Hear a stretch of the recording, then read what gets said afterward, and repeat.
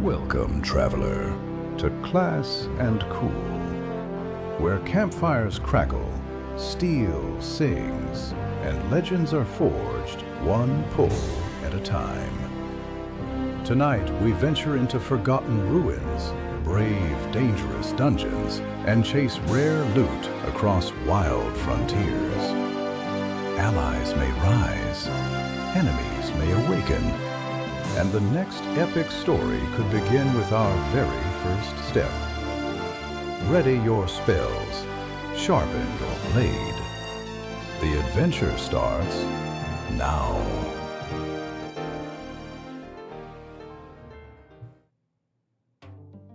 All right, welcome back. Hope you guys are having a good day. Welcome back to Class&Cool. Happy Saturday to most of you. And today we're going to be getting into some monsters and memories. Hope you guys are excited for this one, because for those of you that haven't had access, you can go and play Monsters and Memories right now with the open community beta playtest going from May 29th till June 7th, 2026. Obviously, so Friday, May 29th at 1 p.m. Eastern, and it's going to run through next weekend, Sunday, June 7th, 1 p.m. So for anyone that's not familiar with Monsters and Memories or with my channel covers classically inspired MMORPGs, or just classic MMOs like EverQuest, or something old like some game called World of Warcraft. Most of you probably haven't heard of it, but mainly EverQuest is what I play. And but I grew up playing EverQuest, World of Warcraft, and all those classics, Dark Age of Camelot. So Monsters and Memories is basically a throwback to the days of old, where things, the pace was a bit slower, a bit more adventurous, a bit more immersive, a bit more dangerous, and a bit more dependent, I should say. I struggle saying dependent because it's not like a forced dependency on other people, but you benefit from just hanging out with your boys and basically going, in dungeons and slaying dragons. Hence the name Monsters and Memories, right? Slaying monsters and making memories. So it's another late night for me. I'm just gonna hang out. I'm gonna go into the beta playtest from going from where I last left off. I think I had a level 6 or level 7 Wood Elf Beastmaster. They're also doing some class revamps and all this other good stuff. But anyways, long story short, instead of watching me, you guys can go to monstersandmemories.com. You guys can download the client. You can register an account. You can log in. You can go start playing now. Or if you want to stick around and hang out at the same time, you can see kind of what I'm doing, get some pointers, but I'll just be chilling. And yeah, I think without further ado, let's just get right into it. Hope you guys are doing well.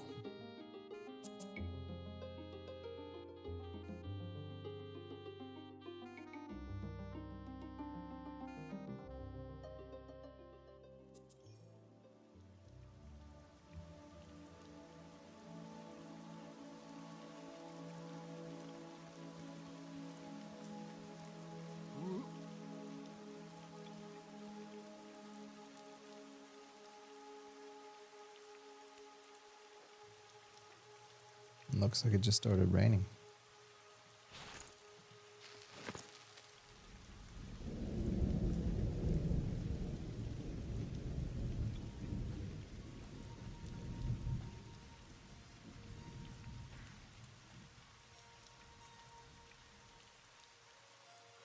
Oh, there you have it.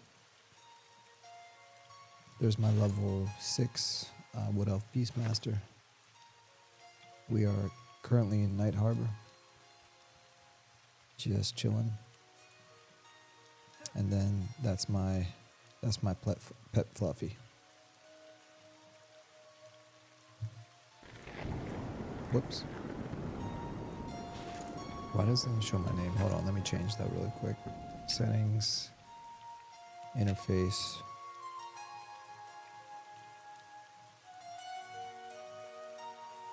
Show my name. Yeah, cool. Fury. All right. Anyways, So me and Fluffy, hopefully gonna go on an adventure today. Let's go ahead and get acclimated here. Acclimated. Jeez. Follow me, Fluffy. Alright, let's go. So it looks like last time I was on, I spent all my money. I have 0 copper, 0 silver, 0 everything. But I did get a bronze short sword, so that's a plus. That's not gonna do us any good if we run out of food and drink, so we're gonna need to do something about that. Looks like I got some updated armor last time I was here. It's all starting to come back to me. I think the last time I did a public beta was quite a while ago. So we got green drakeling scale coat. What else? We got the green drakeling scale boots. And then we got the scale cloak, I think. So these were the 3 items we got. Plus we got the bronze short sword. Normally I have a helmet on, but I kind of just turned it off because I'm sick of seeing the green helmet. And I know they're going to be doing some class revamps, so not sure if any of that is in, but I did learn about some stuff last time that I want to try out. So first things first, we need some money. Like, we can't do anything without money. What is this? Is that a dead horse? Donkey? What the freak?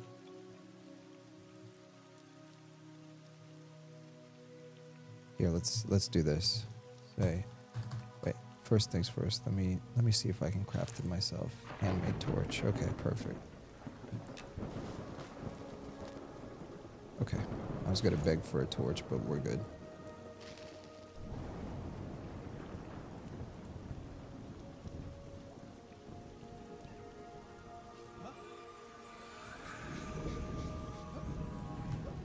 Can anyone spare a sew?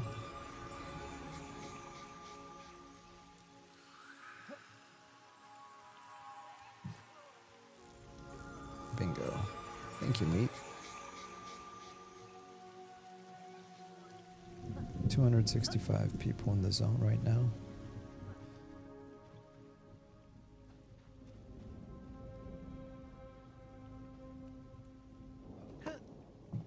My bank is completely empty. Sheesh, man, how poor am I?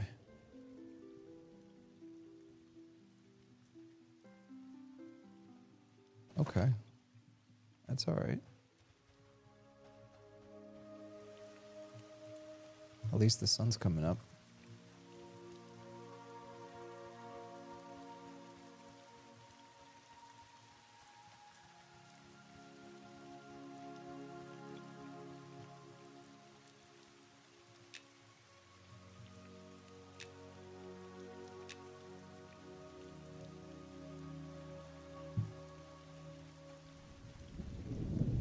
Call companion. What does this do?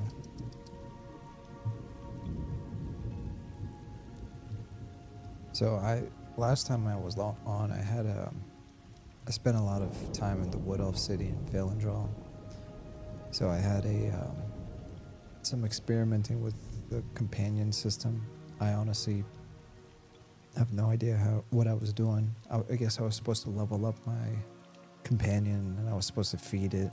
And there was a bunch of mechanics I wasn't familiar with. What I was doing is I had my wolf pet, and then I have my wolf companions. These are like a swarm of wolves. So I'd have my main pet, which ran away somewhere, and then I would get a bunch of these guys. But apparently, you can have one main companion, so you can basically charm an animal, and then you continue leveling him up. So I didn't know that.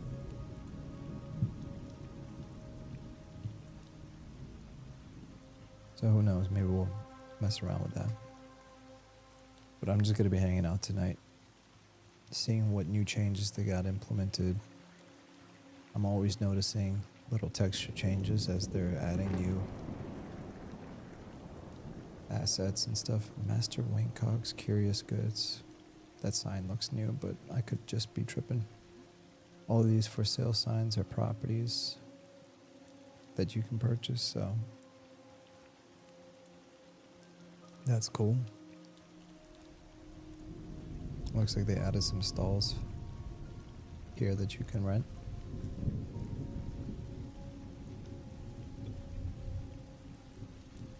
Cool.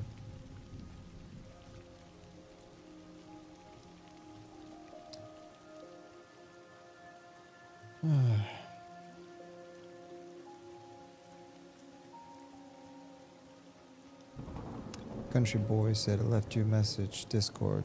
Oh, hey brother, you did? Let me check it.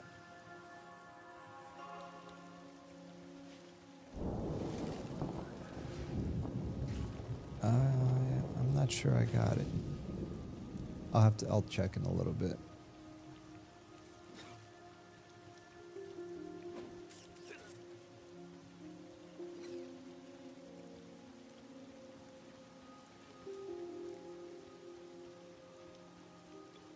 Let me see.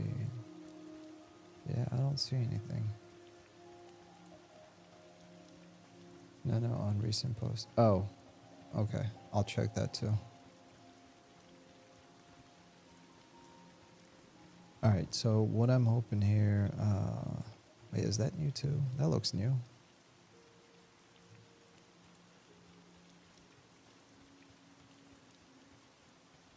Yeah, that whole tower looks like it's revamped.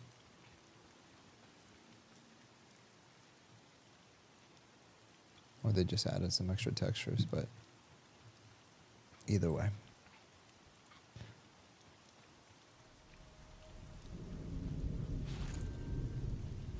Right now we need to get some food before we completely run out of everything.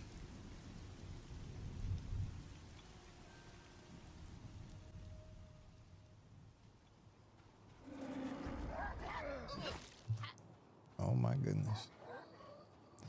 All right. So where are my pets? There's Fluffy. Got him. Let me look at my spells really quick. So Wolf Pet 1, 2, Weak Heal. Where's my Weak Heal? Right there. Revive Companion.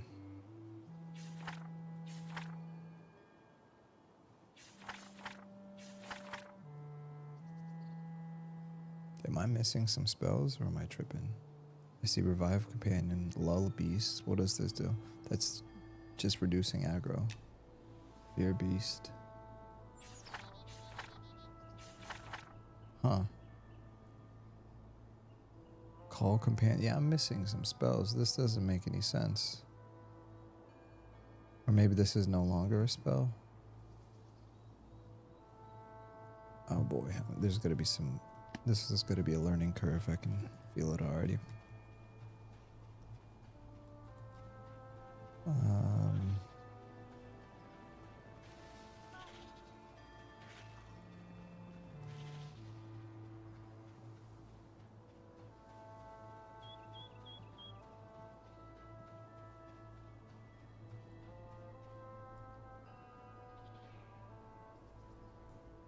Tomb of the Last Worm's Vein. Suncrete Strand. Is that where we are? Yeah, okay.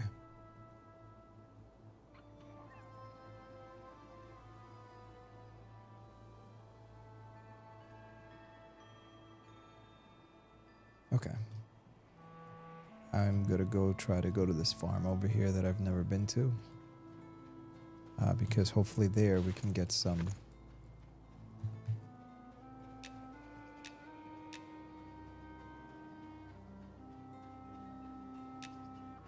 money to start us off with.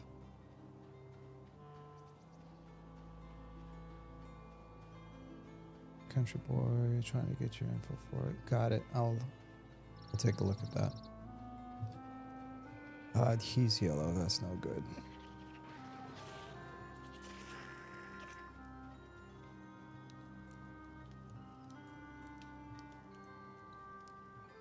These guys are close to my level.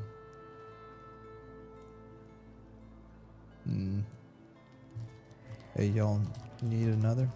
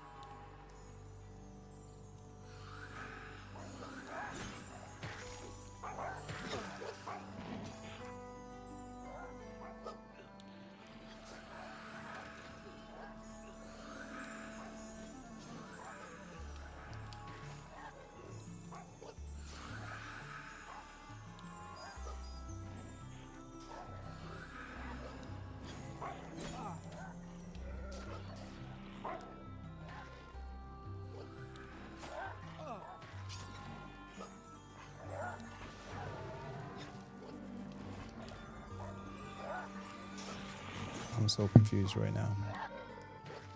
Yukator said it's skill, not a spell. Other tab. Oh, okay. Thank you, brother. Hey, man, I feel like it's been a while since I played Monsters and Memories, dude. Thank you for that.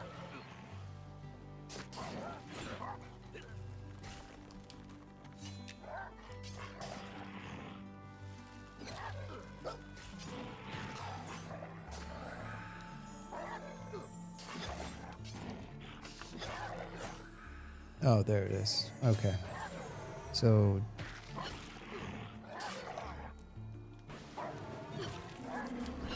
call companion, bestial bond. So I think this is the one. Appeal to the senses of a target beast bonding into your side.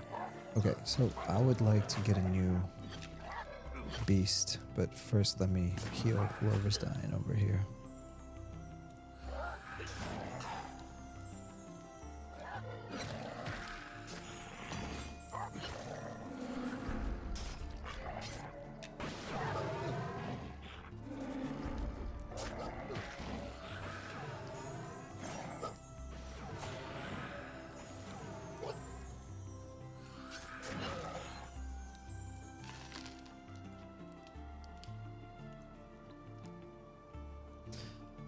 Yukator, so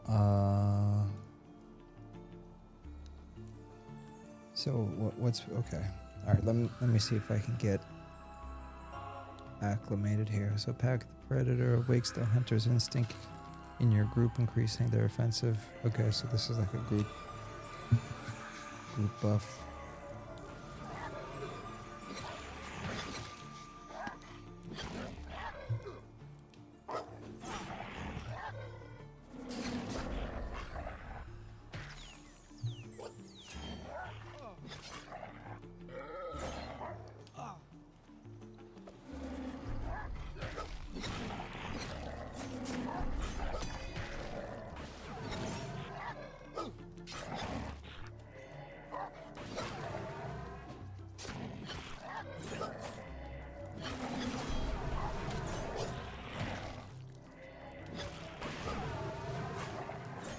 Okay, I completely forgot that I'm supposed to be a DPS. I'm over here sitting around healing.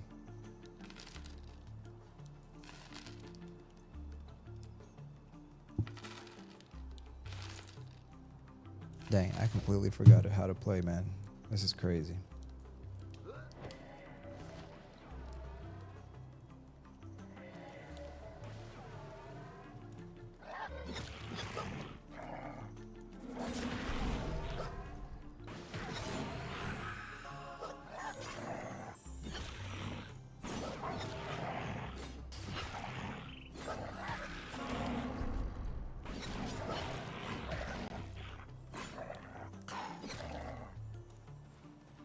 Alright, there we go. We got a little gang going.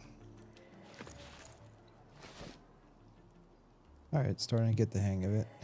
I have a bow and arrow too, so that means I can shoot stuff.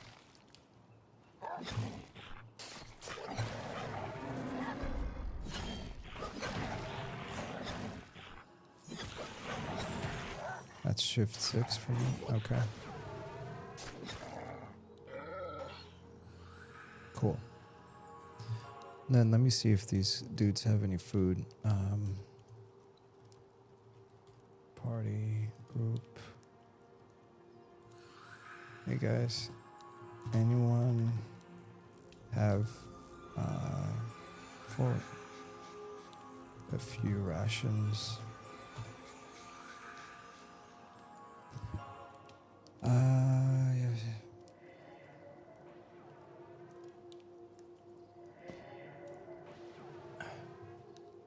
Oh, there you go. He gave me some food.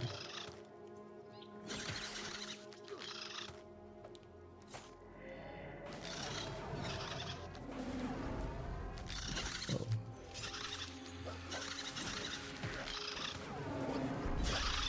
Gotcha, country boy. I'll send a message. I'll respond to that message so you can have it.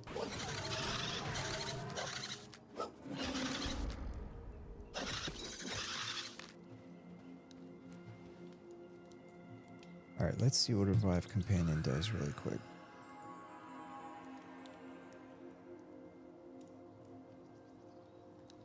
Thank you kindly. Okay, so this is the companion I had. I had a beetle or wasp, and it's totally dead. Good riddance. So how do I get a new one? Bestial bond. Appeal to the sense of target beast bonding to your side. And I'm assuming I can get any pet I want, and I just level it up over time. So like this rattlesnake. What is this rattlesnake? It's a blue con.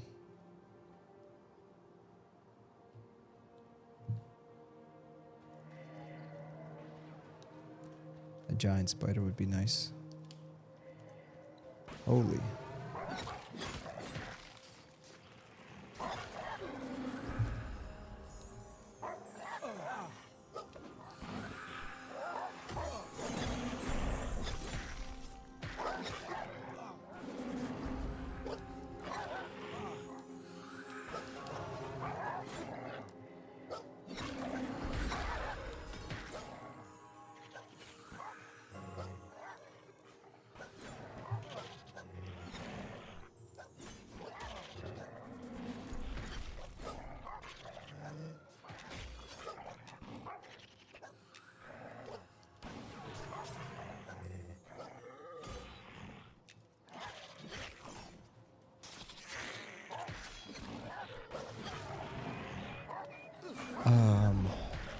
Country boy said I keep deleting and re-rolling. Not sure how much the rave matters.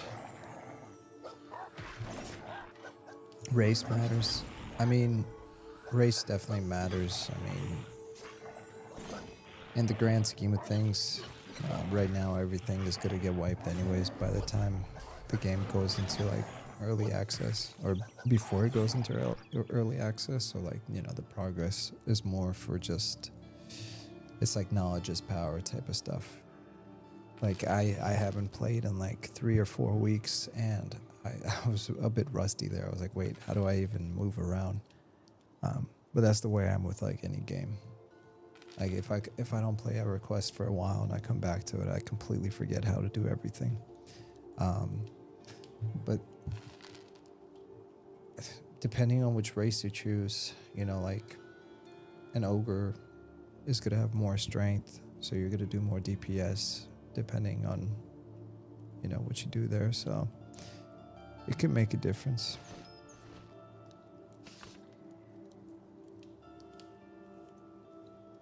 I was shocked. I was like, wait a minute, why am I only level 6? And I realized, dang, it's been that long since I played.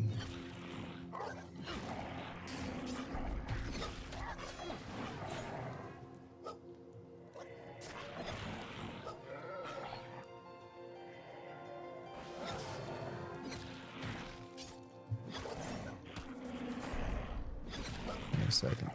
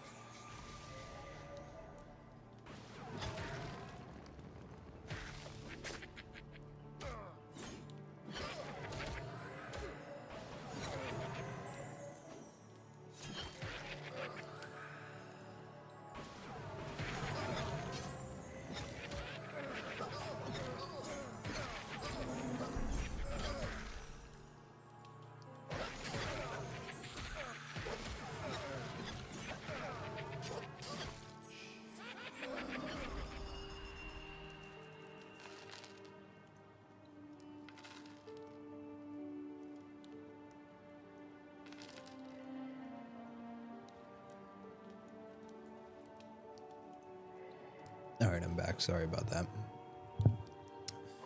Country Boy said, leaning towards Goblin or Gnome. Goblins are really cool.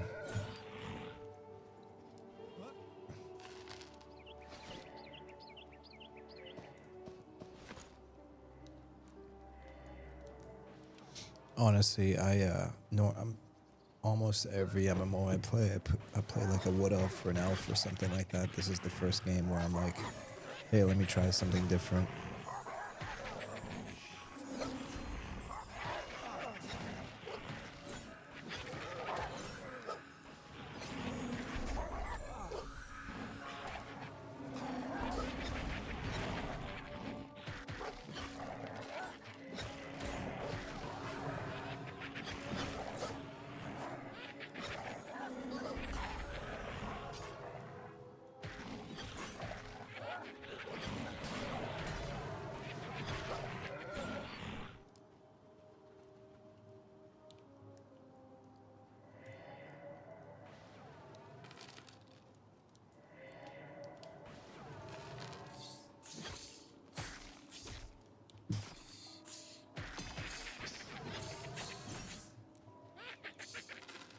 Yukator said you would have to right-click and abandon your current wolf to get a new one. So that's what I'm confused about. So you have your wolf pet, which is Fluffy. I have a wolf companion, which, you know, they're gonna despawn automatically. And then I have the like bestial companion, which I was experimenting with this maybe like 3 or 4 levels back. And it was what was it called? It was a wasp. So I never fed the wasp. I never leveled up the wasp. But somebody told me towards like 2 days later or something like that, or by the end of the weekend, this was like over a month ago, he was like, yeah, by the way, you're supposed to level up that pet where like your wolf pet that you summon, it's level locked or whatever. Like you can't level it up. You can't. It's just you summon it, and then once it dies, you just summon another one. And the way they explained it to me is that the bestial companion stays with you forever, and you can just keep leveling them up. You can give them like armor. I don't know if that part is true. Maybe I'm just making stuff up. But long story short, that's kind of what somebody explained it to me. They're like, yeah, but in order to level them up in the beginning, you gotta feed them. So this is the pet right there. I made the mistake of naming him Fluffy and him Fluffy, so it's a little confusing. But here, for the sake of making it less confusing, I'm gonna get rid of him, and I'm gonna get a new wolf pet.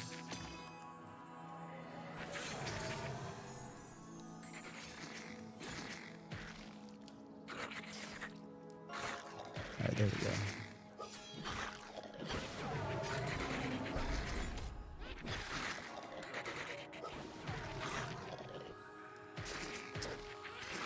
Is it like EQ, or you're a certain race, you have to go sneak around in town?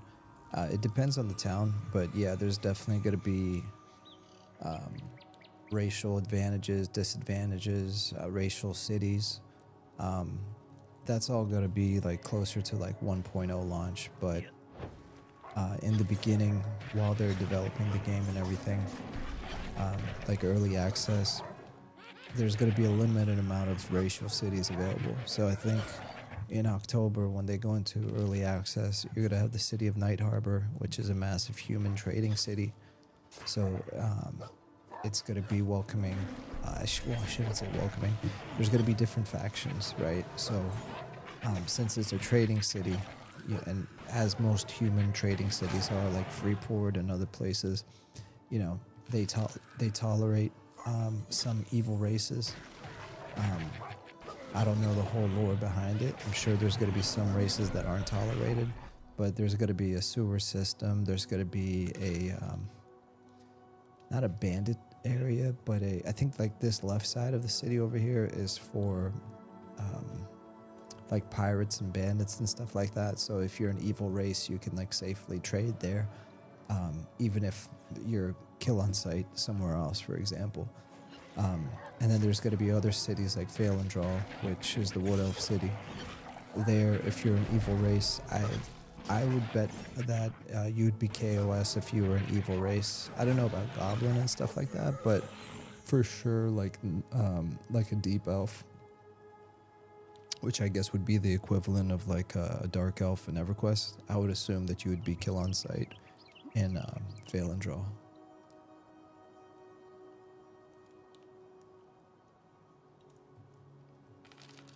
So yeah.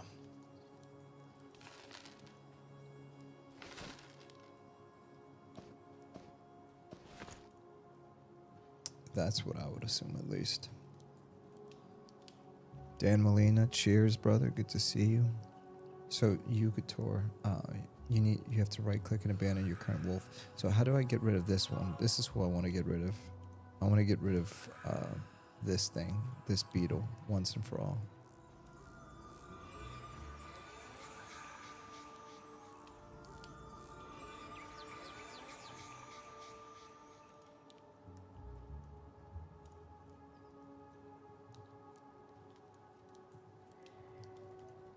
Monsters and memories. Beastmaster, dismiss, bestial pet.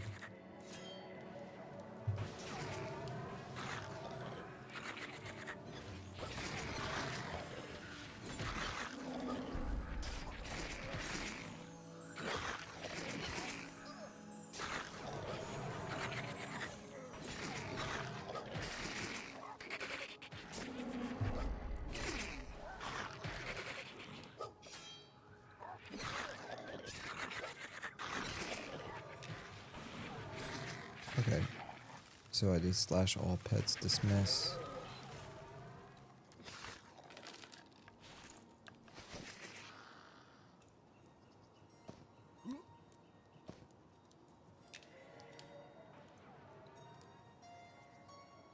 This thing probably wants some meat.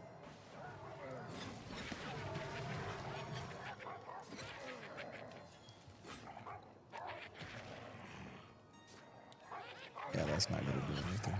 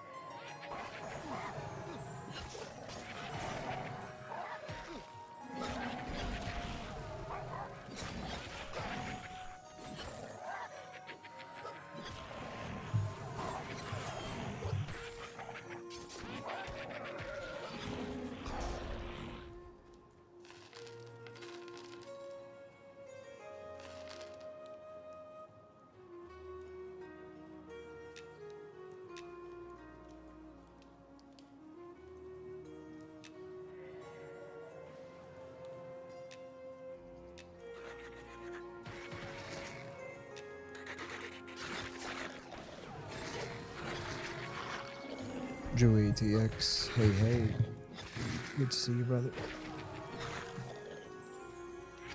Hope you're having a good night.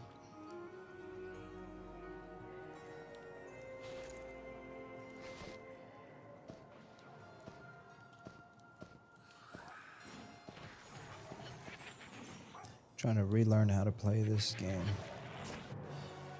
Oh, I just leveled up. That's level 7.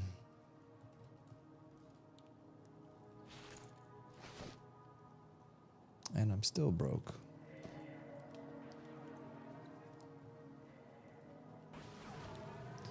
Does anyone know how to get rid of a bestial pet once and for all?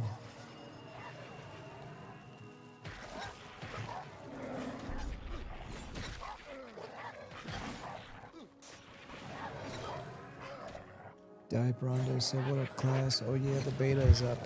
Yep, this is your courtesy reminder to all you people that want to play Monsters and Memories. You guys can go play it now. For a full 9 or 10 days.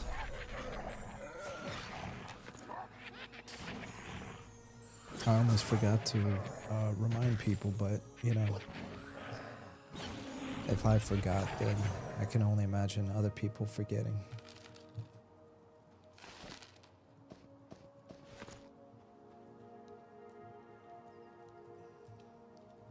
Anyone know for Beastmaster how to get rid of bestial pet? I accidentally befriended a wasp and I want it gone and replaced with a new one. Hopefully somebody understands the question I'm asking. So anyone know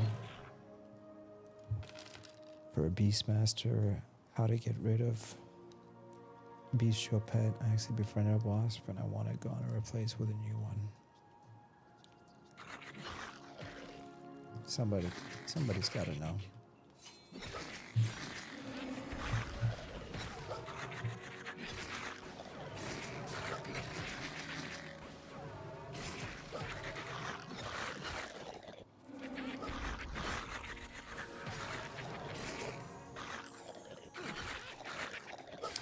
How do we get in? Just download it. Yeah, give me a second here. Let me get you guys that info from the Discord. Where's it at? So, Monsters and Memories playtest.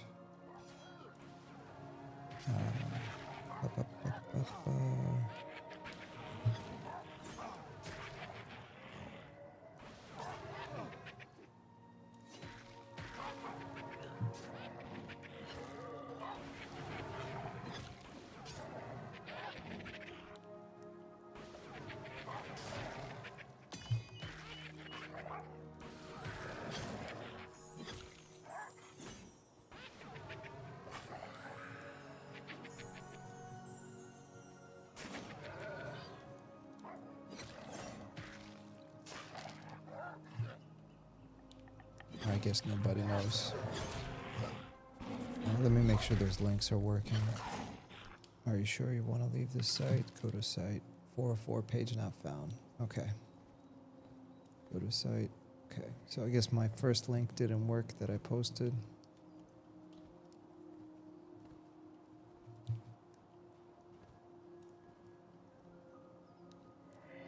Let me try this again.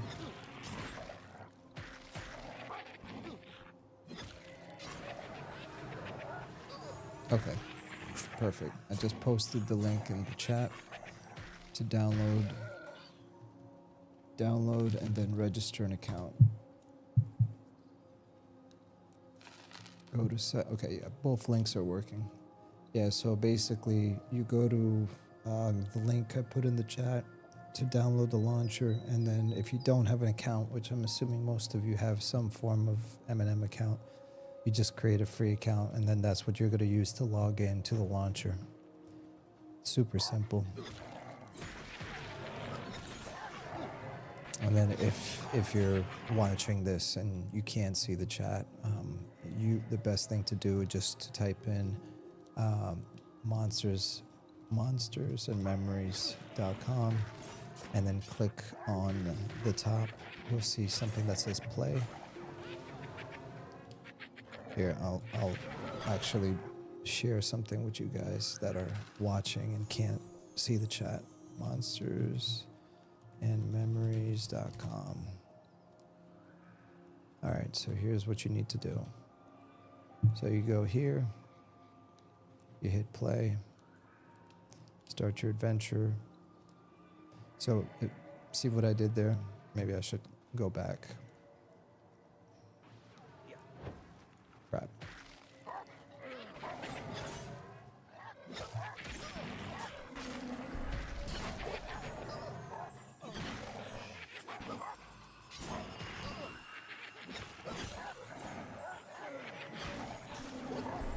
Alright, sorry boys, let me try that again. I'm super tired. So you go to monstersandmemories.com and then you hit play.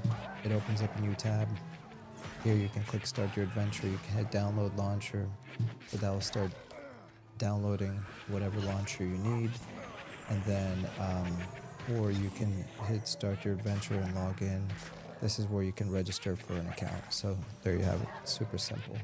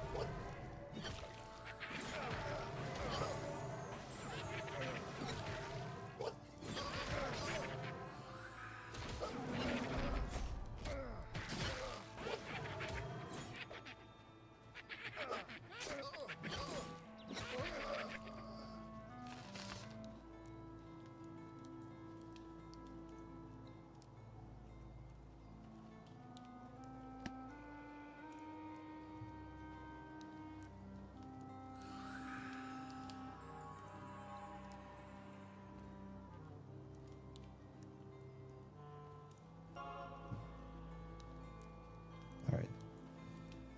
That didn't work. Dunes, Madman Inc.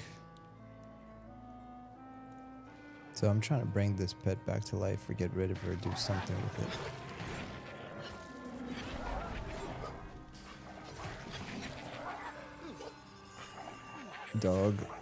Doggy V said I finally caught a live stream. Yeah, you caught me when I'm super tired, man.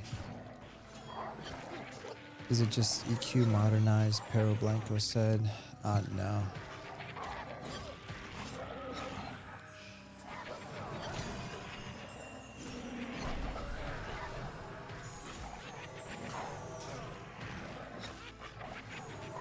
Best way I can explain it to you is so EverQuest was like the first 3D MMORPG, massively multiplayer RPG. I know there was like Meridian 69 or something like that before that, but EverQuest was the first like mainstream, super popular, MMORPG, right? After that, World of Warcraft took its Warcraft 1, 2, and 3 RTS IP that it had and said, hey, let's also make a game like EverQuest, right? After World of Warcraft games, MMOs started copying the World of Warcraft formula. So the only thing this has similar to EverQuest is the formula, where, what do I mean by that? It means that it's more about the adventure, more about, grouping with people. You can still solo and do all that stuff, just like you could solo from level 1 to 60 in EverQuest, right? EverQuest was a very solo-friendly game if you knew how to play. But basically, that's the similarity between Monsters and Memories and EverQuest. So besides that, it's a completely different IP, completely different, universe, lore, world, classes, and all the classes are getting like revamped. So like any similarities are likely going to, not all the similarities, some of the similarities are going to change. Like the same way you'd find similarities between like a druid from a D&D campaign and then something from either World of Warcraft, EverQuest, Dark Age of Camelot, Guild Wars 2, etc. All fantasy MMOs are inherently the same, just a little bit different.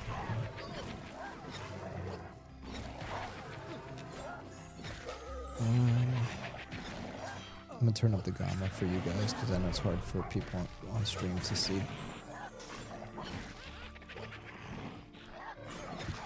El Perro Blanco said, I see. Yeah.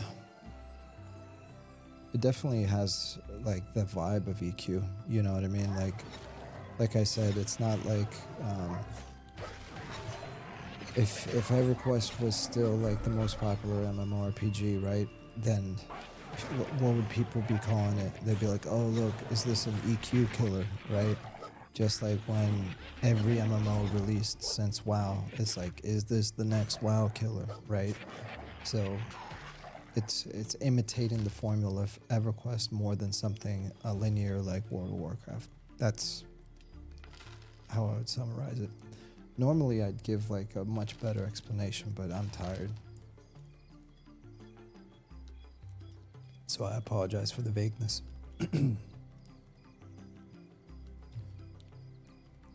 Now, does it capture the like if you came from an EverQuest background and you felt like I haven't played, like for me, right? I'll just use myself as an example. I haven't played, I haven't felt the quote unquote magic, right, that I felt playing EverQuest with any other MMO, right? I played World of Warcraft, absolutely loved it. I played every single other MMO and they were all good in their own right. But none of them really captured the magic and immersion and the feel of EverQuest for me. You know, you can argue and say that's just nostalgia, and I'd say, yeah, you're probably right. There's times when I leave EverQuest for a year or two, and then I come back, and it's nostalgia. But what makes me stay is the game. The game loop is what keeps me there. You know, because I go on my own little adventure. You know, even though the game's called EverQuest, it's not loaded with exclamation points over NPCs where you just load up your quest book with quests and then you just go down the rabbit hole of like completing all the check marks, right? EverQuest was very like intentional with its quests. You could even say confusing, right? Because if you didn't like look up the quests or talk to, or hail every NPC, then you probably had no idea what you were doing. But besides those quests, you'd make little adventures for yourself. Like you'd say, oh snap, if I kill these orcs, they drop a belt. If I turn in the belt, I gain XP and a piece of armor. Well, I need extra XP and I need extra armor, so I'm gonna grind these orcs. So I'm gonna wipe out this entire orc camp for 3 levels and get my gear up that way. Oh snap, I just got into a group fighting orcs. They took me into this dungeon called Crushbone. Now all of a sudden I'm leveling up with them in the throne room, and we kill like Lord Crushbone or whatever. And from there I make some friends. I go back to town and I start working on my trade skill, and they say, hey, do you want to transition and go to this undead dungeon called Unrest? And you're like, oh snap, yeah, sure. And on your way there, they might tell you about a quest that's available there, so you can start chipping away at that. So it's like a much more organic type of experience, and that's one thing this game has in common with EverQuest. It's a lot less self-explanatory, and it's more kind of figure it out by yourself. The game's not going to hold your hand type of thing. El Paris said EQ is special. It looks like the release date is quite soon. The early access is coming out soon, but with that early access, it's only going to be 20% of the world, which is not a bad thing. These zones are absolutely massive.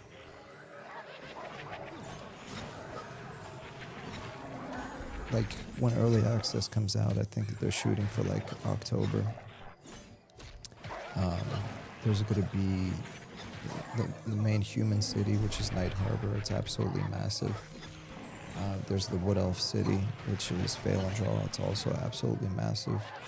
And then they're going to open up the Deep Elf city, which is like kind of like Dark Elves, right? Deep Elves. It's going to be an underground city in the caves, and that's also going to be massive.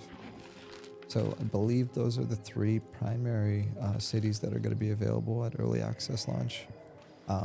But if you ask crazy people, because there's a lot of people that are way better than me.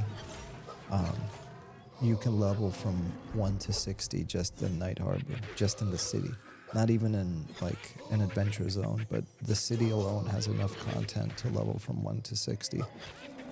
So, and by the way, I don't encourage you to do that unless you just want to skip the game and go right to level 60. I don't find that fun, but I know for some people that's the only reason they play MMOs. But I was just kind of giving an example that even with the world being so incomplete, there's already enough content to get to level 60, which is kind of wild. Or 50 or 60, I'm not sure what the max level is, honestly. As you can tell, I kind of just play these games for fun, for the immersion, for the adventure and stuff like that, or just kind of to turn my brain off and just relax. And I'm like not the best person to tell you the deep lore of monsters and memories and stuff like that. But it's really impressive what they've done, you know, and the main reason I say that is because the dev team, like, you know, Pantheon, right? They've been a Kickstarter since 2014, right? And nothing against the guys that are making Pantheon, but most Kickstarter games, you know, they have a lot of investments. They have a lot of, you know, people that are funding the project. Everything you're seeing here was made by a team of 3 people that got together and they said, yo, wouldn't it be cool if there was another game similar to EverQuest, in the same vein or the same soul as EverQuest? And then from there, other people, when they found out about the project, they just basically volunteered and said, yo, how can I be a part of this project? This sounds like a cool project. And then 4 or 5 years later, here we are. This is all volunteer work. This is all self-funded. It's none of it is Kickstarter. None of it is donation. They don't accept money from anyone. So that's what I really like about these dudes, is that every single piece of content has been hand painted, handcrafted, composed. Like the music is made by somebody called Robert Engstrand. He's an EverQuest player. He plays on like Project 1999. He has like multiple level 60s. So most of the people that are making this MMO either have an EverQuest background, or maybe they're into World of Warcraft or any other MMOs. It's not just EverQuest. So that's what I appreciate about these dudes, is they're just down to earth gamers like us, you know. They don't have a publisher, they don't have investors, they don't have like a company hierarchy, right? I mean, they call themselves Niche World Cult. Get it? Like niche because it's a niche game, niche world because they want to build worlds, and cult because, you know, classic MMO players are kind of culty and weird. But it's not like a company like, oh yeah, we have an HR team that, you know, polices what we say, right? Or we need to have a PR team to make sure that we tell our, you know, investors that, oh my gosh, we're delaying early access to October. Please forgive us, investors. Like they don't care. Like I shouldn't say don't care. I don't speak for them. They're basically saying, hey, this is how long the game's going to take us to make. Thanks for your patience, and thanks for coming along on the ride. And they can afford that freedom because they're not taking your money. They're not taking my money. So we can sit back on the sidelines and kind of root for them and be like, heck yeah, dude, keep doing what you're doing. Or it's like, if we're not interested, then it's like, okay, well, it's not like they've taken any of our money, right? But yeah, I recommend. There's some really good streamers out there that cover this project. Slayheim is a good content creator. Classic EverQuest talks about this game a lot. Who else? I mean, literally any other content creator besides me is a better representation of what this project is about. Criddle Games, he's really good. Squats the Goblin, he's really good. Gosh,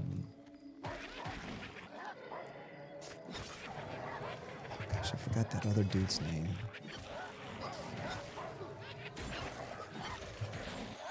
Give me a sec. There's somebody else I want to recommend for you guys.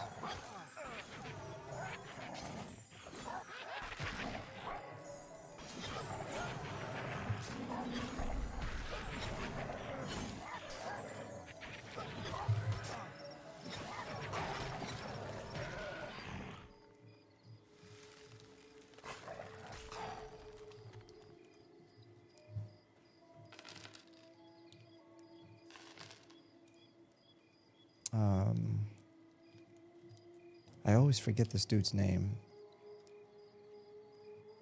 The freak is his name, dude? Quados. Jesus. Okay.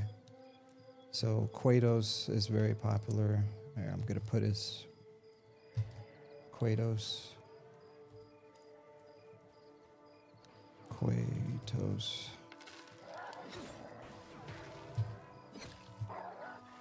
So there's Quados.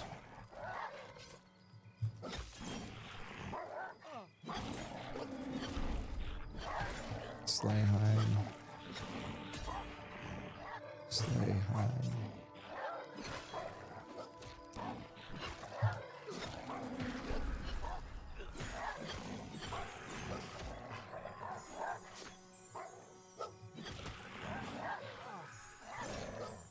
Let me make sure my teammates don't die really quick.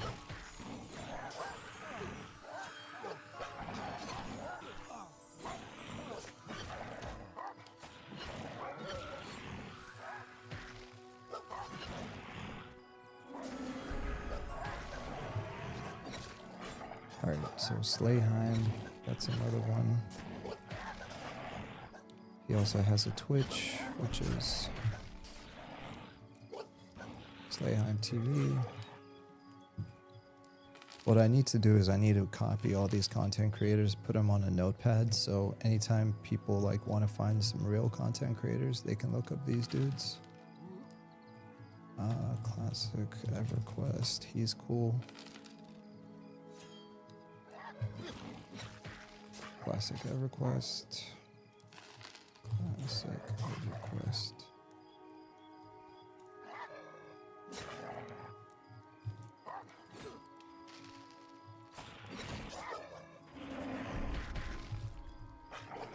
Does Classic EverQuest have a...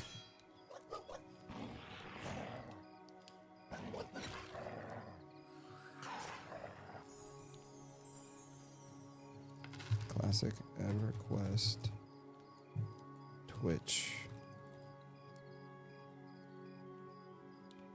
I don't even know Classic EverQuest Twitch. Anyways, I'm done. Broken Stoic. Yes, Broken Stoic is another one. Broken Stoic. Monsters and Memories.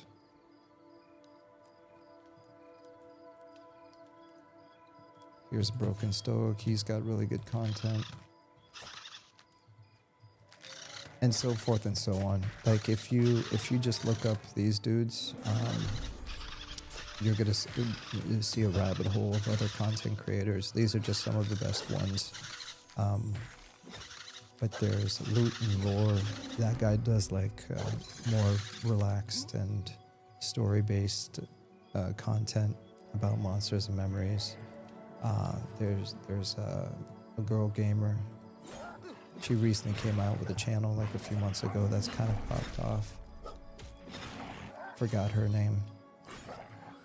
But yeah, there's some cool people out there, you know. Me, I just sit here and I'm sitting here chilling, playing the game, mumbling under my breath, and doing a whole bunch of nothing, right? But there's other people there that actually have a lot of good insight, and I definitely recommend it. Here, one more person, Criddle Games. Criddle does good overviews, so he'll like, yeah, Nathan Napalm is chill. I used to watch Nathan Napalm specifically for Pantheon Rise of the Fallen.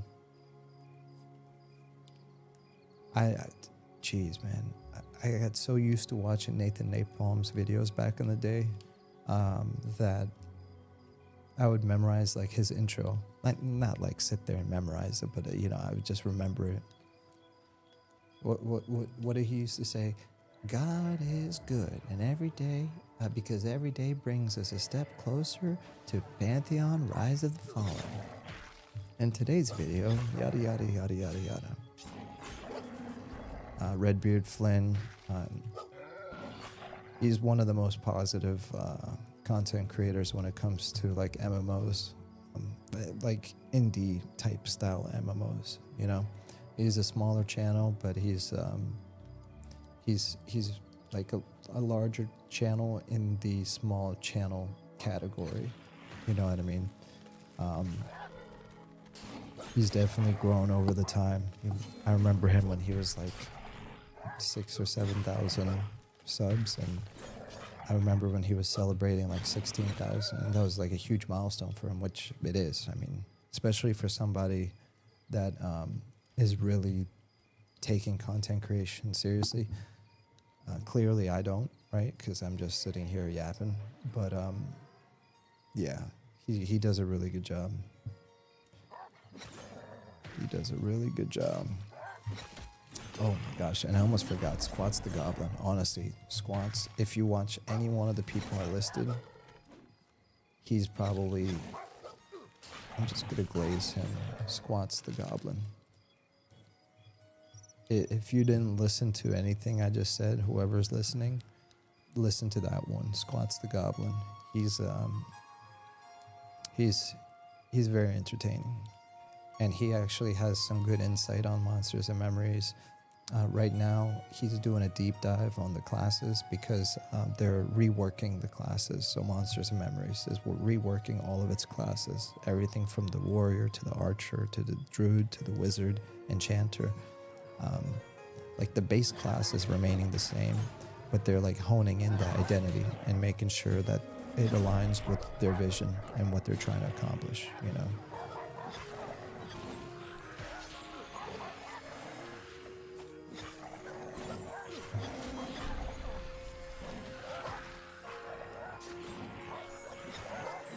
Jeez, I'm looking at my chat. I just spammed the crap out of my chat. My bad, dudes.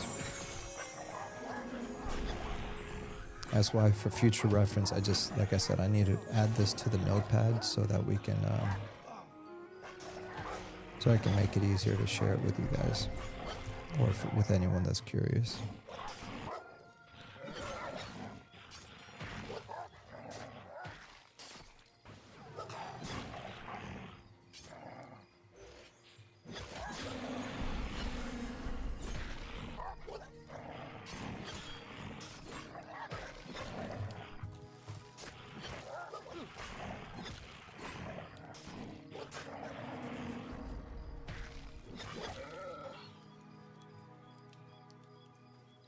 All right, be right back. 2 seconds.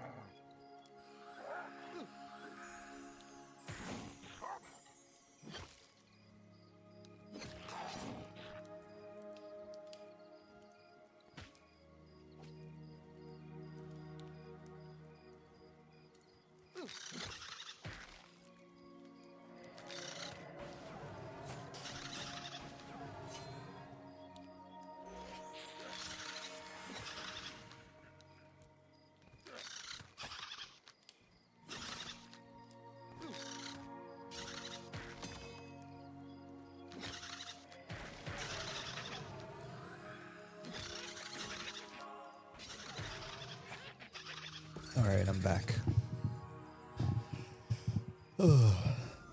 You know, I really hope this VOD does not get a lot of views, because your boy is tired and mumbling. And honestly, it works the other way around every single time, and it's so annoying. Like, I've had my worst streams and my worst VODs, and they end up getting like 2,000 views, and I'm just like, why? What I need to start doing is I should just start making those videos unlisted, just so I don't get annoyed. And then when I'm actually taking myself seriously, then I'll get like 200 people. But I mean, again, I've never paid attention to that kind of stuff. It's just like, obviously you notice it when you're looking at the screen and you're just like, oh, cool. The VOD where I was just talking nonsense for 4 hours ended up getting all these views. Well, this sucks.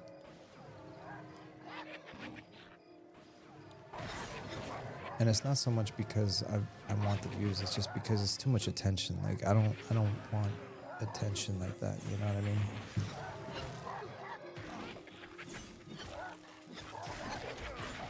It's kind of like if somebody's watching you work on a project.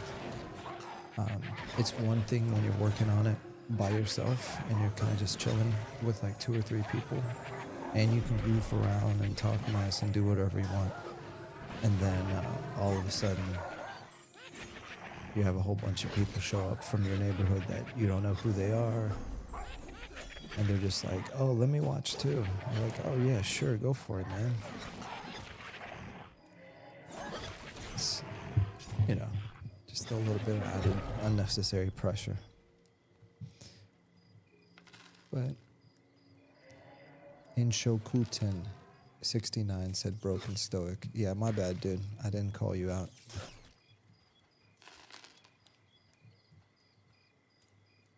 Kuramurth said, hey y'all, can't stay, but hope you have fun and stay safe out there. You too, brother. Hope you stay safe. Hope you're doing well. Doggy V72, that's Lord of the Rings for me at the moment. There's something special about being fully immersed in an MMO. Yeah, I think Lord of the Rings is an incredible MMO. You know, I personally haven't played it from beginning to end, but the short amount of time that I spent in game exploring, checking out the skybox, you can tell the game was made with love.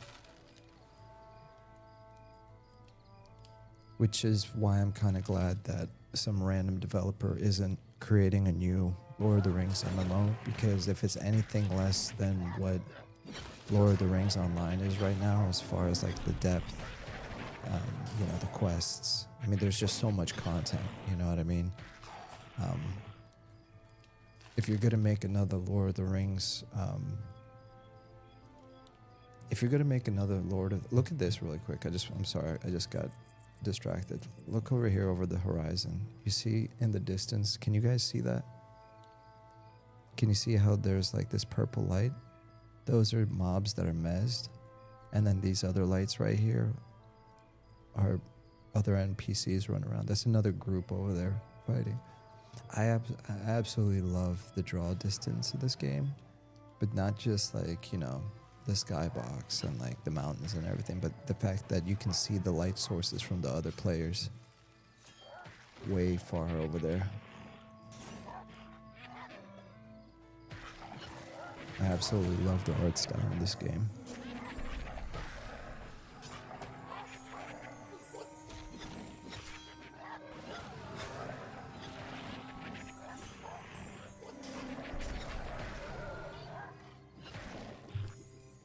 Yeah, but definitely shout out Lord of the Rings Online.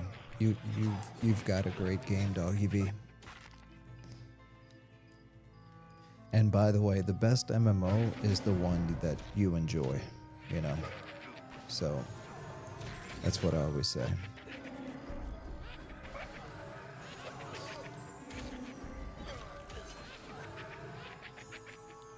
Uh-oh. Are we dead?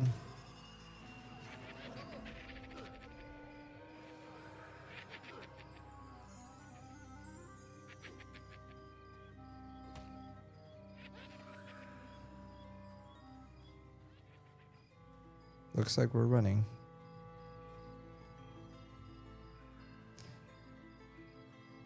We just got attacked, boys.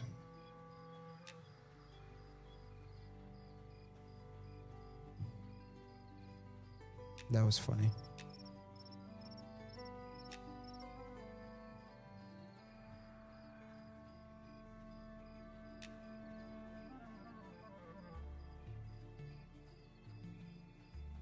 That was good. I guess you can call that a train, but technically not.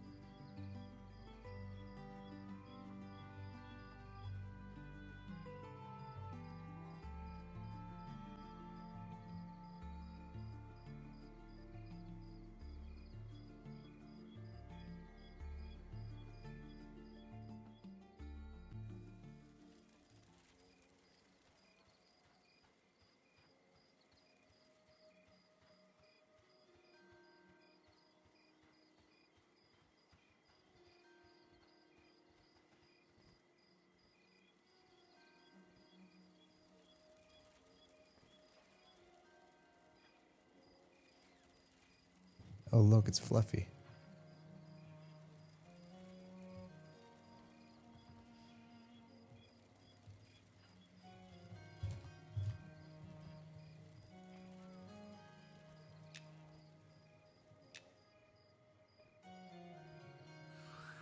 Crap.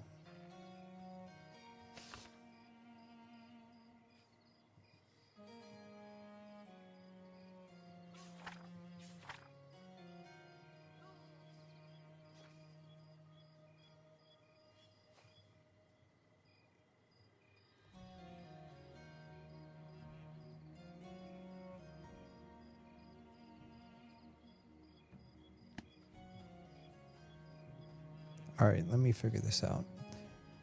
In Shokuten69 said, no, that comment about creators that seem to align Eminem. Game not for me, but looks pretty cool all the same. Yeah.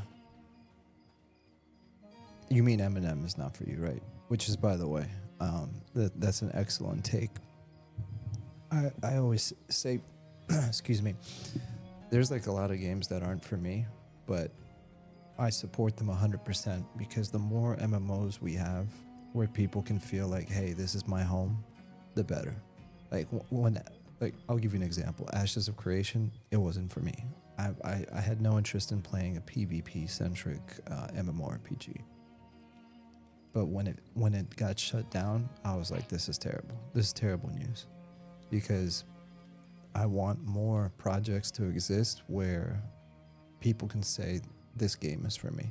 This is my game, right? That way everyone can have their own slice of MMORPG, whatever. And actually, that's something Brad McQuaid said. He said that he believes the future is not one or two massive MMOs like World of Warcraft or EverQuest, but instead multiple smaller indie-sized MMORPGs that have healthy subscriptions and followings and stuff like that. he basically argued that you don't need millions of subscribers to be successful if you create the game with a realistic budget.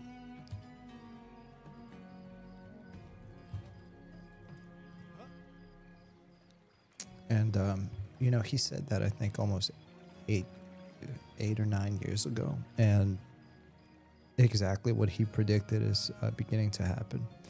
You're seeing games like Agilent Online. You're seeing games like Forever. You're seeing games like Ashes of Creation, which, rest in peace, Monsters and Memories, EverQuest Legends, which technically you can still argue it's an indie team that's making it, because Daybreak is giving a license to their IP to a different independent development company. You know what I mean? What else? I'm forgetting something. Pantheon Rise of the Fallen, obviously, but etc. In I need to say your name right, man. In Shokuden. I'm just gonna say In Shokuden. Yeah, I mean, I'd love it if it was 20 years ago. I'm just so randomly AFK that as a group member, I just let people down constantly. That's why I'm so keen on EQ Legend, EverQuest Field Time Suitable. Oh yeah, 100%. I mean, there's people that they're not about this life anymore. You know what I mean? This is very kind of like so there's two camps, I would say. There's people like me, and then there's people that really dedicate themselves to this MMO. I'm the type of person that I can take a week or two off and then just come back and play the game and be totally fine with it. There's other people that would say that you can't play an MMORPG that way, because you'll fall behind, and all your friends will leave you and stuff like that. But I would argue that that's only true to a certain degree, because if the world is filled with people, I mean, there's always going to be a healthy rotation of people that you can group with, right? But your situation is more of, hey, like, I can't sit there and just grind the same mob over and over and be committed to a group and be expected to like pay attention and stuff. Like, I need a casual MMO that is single player friendly, like EQ Legends, great example. You know what I mean? Where you can still have the EverQuest vibe and world, but without having to sit there and, poop socket, right? And I completely understand that. It's a completely reasonable and fair way of looking at things.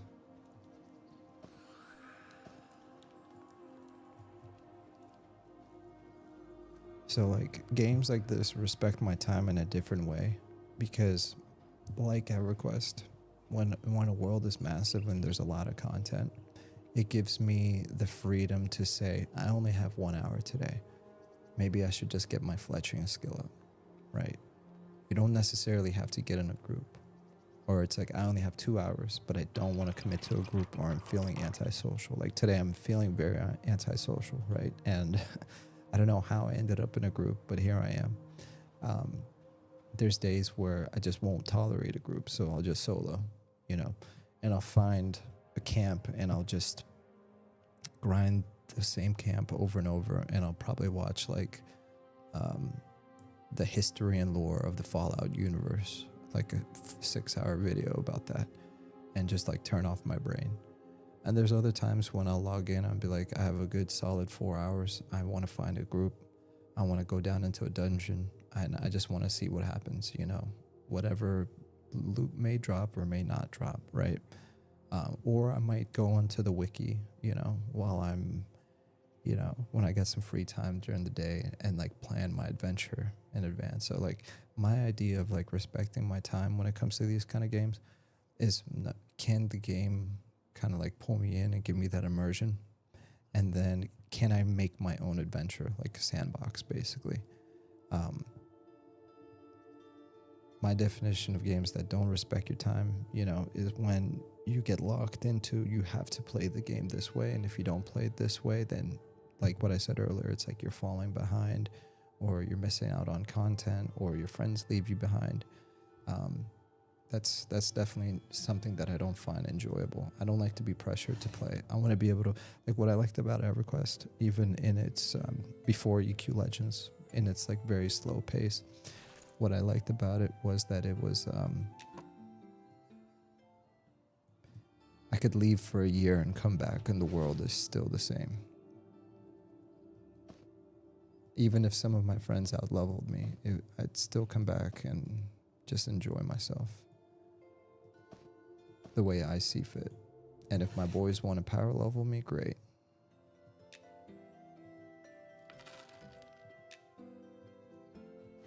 Well, at least we got some money. Goodness, we were broke.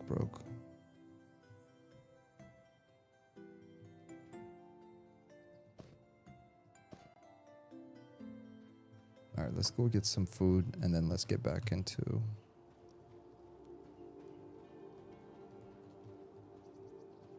doing something else.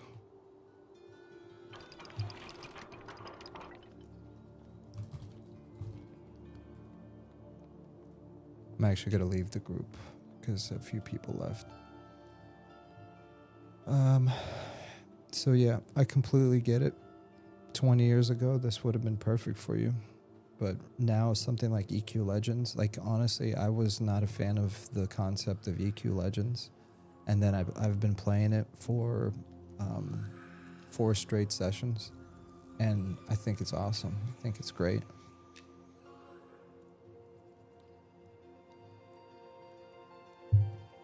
Like if somebody told me a year ago, hey, you're going to really enjoy this solo-friendly version of EverQuest, I'd laugh and be like, bro, you're tripping. That's not on my bucket list. I don't even want that. There's no way I'm going to be a fan of a game that's EverQuest, but is just completely solo-centric. I'll be like, where's the soul? You know, like, nah, that's not for me. But after playing it, I'm like, nah, this is fun.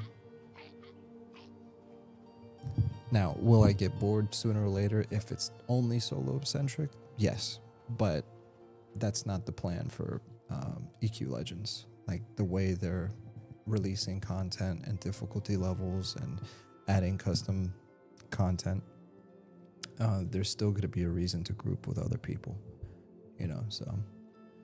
But yeah, it's a cool game.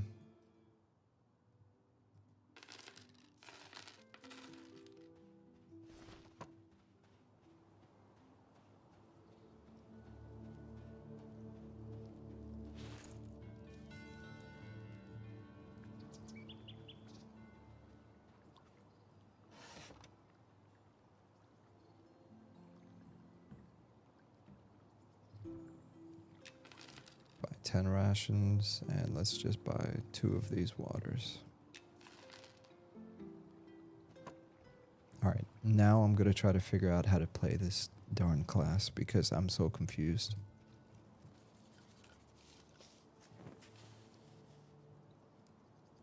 So, call companion. There's Fluffy. Okay. He's level 1. Rename pet. Pet rename. Okay. Pet rename B.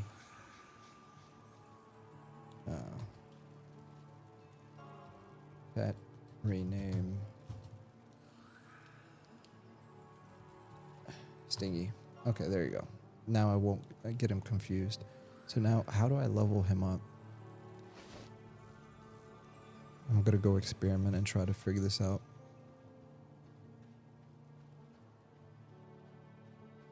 So the way somebody explained it to me is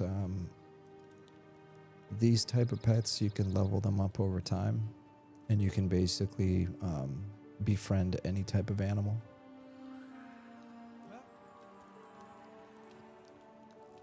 And I made the mistake of getting this pet at like level 1, and now I don't know how to level it up. So let's try to figure this out.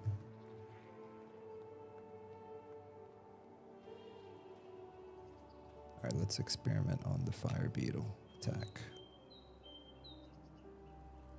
Hey Blackie, how are you? My cat just walked in here.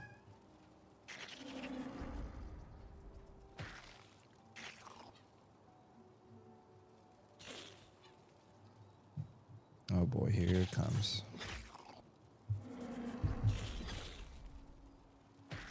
Please don't knock my coffee over, Blackie. Come on.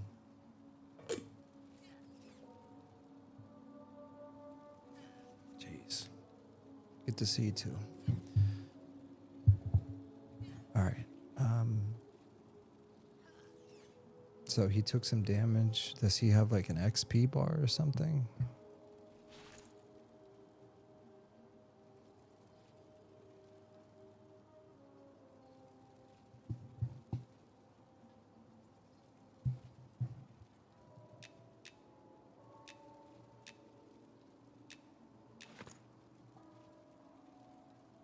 Somebody said you can like feed him meat or something like that to level him up, or do maybe it's not to level them up. Maybe whoa, Blackie, be careful.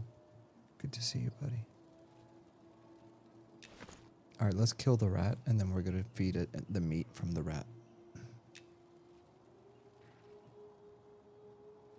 Oh, here you go. You can right-click and select abandon. Are you sure you want to abandon your pet, Stingy? Okay, perfect. That's what I wanted to do. Okay, so we abandoned the pet. Now we're gonna go find a new one.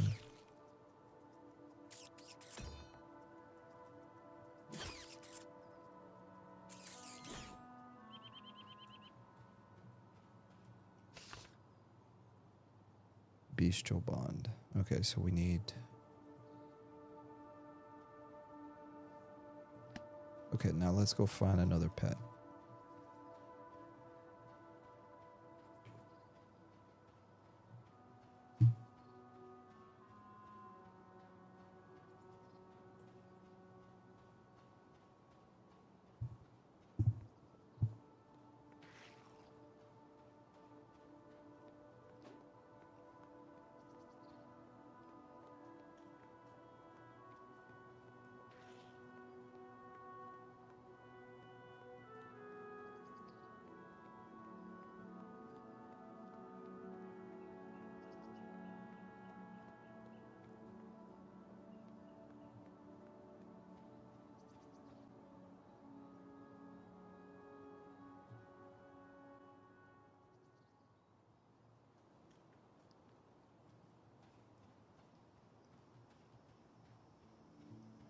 Alright, so we're level 7, so ideally I'd like to find like a level 7 pet.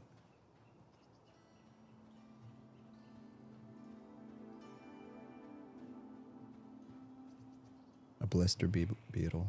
Let's see if this will work.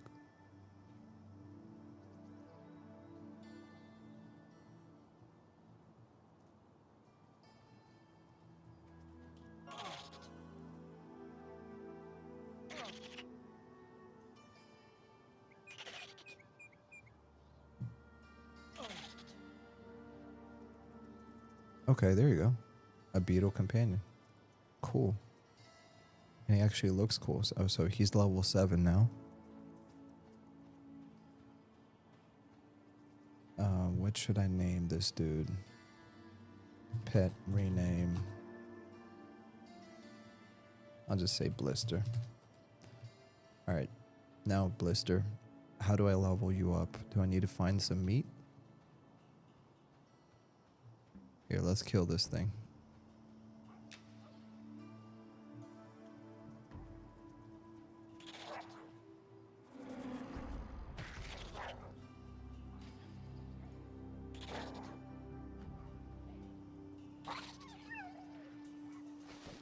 Okay. Just kill a few more of these. I'm just trying to get some meat right now. Once I get some meat, I'm gonna feed it to the beetle, and we're gonna see if it does anything.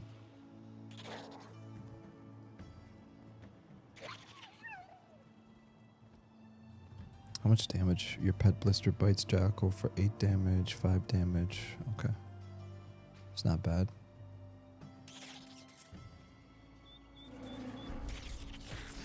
I really enjoy pet classes. Again, because a lot of the times when I play alone on purpose, just because I feel like being antisocial.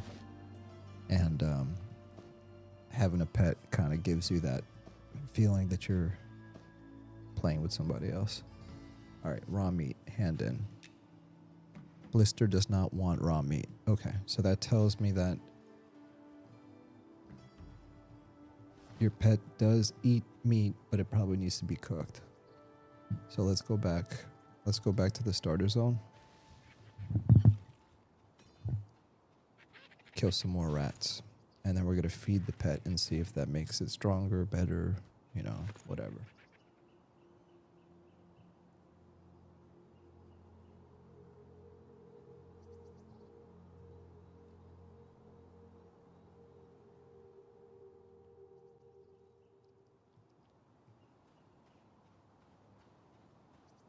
Okay, cool. Here's some rats right here.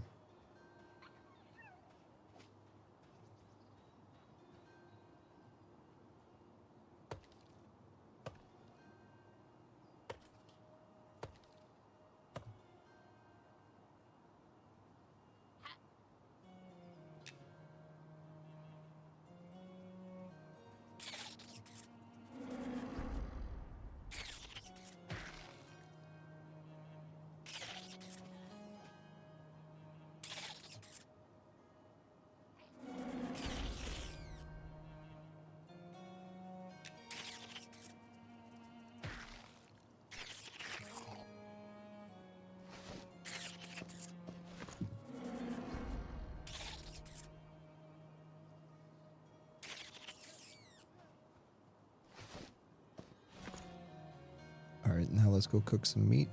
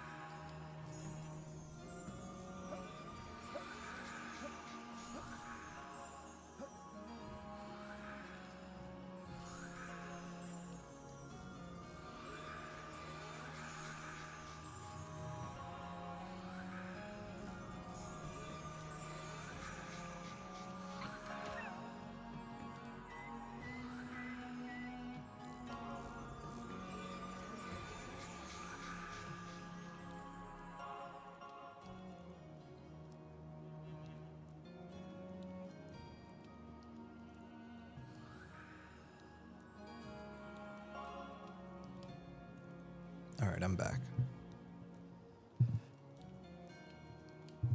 The other thing I completely forgot what I was going to say in Shakuten, because you brought up some really good points about the randomly AFK as a group member and stuff like that. There's like a running gag or a joke that the community is so patient here that they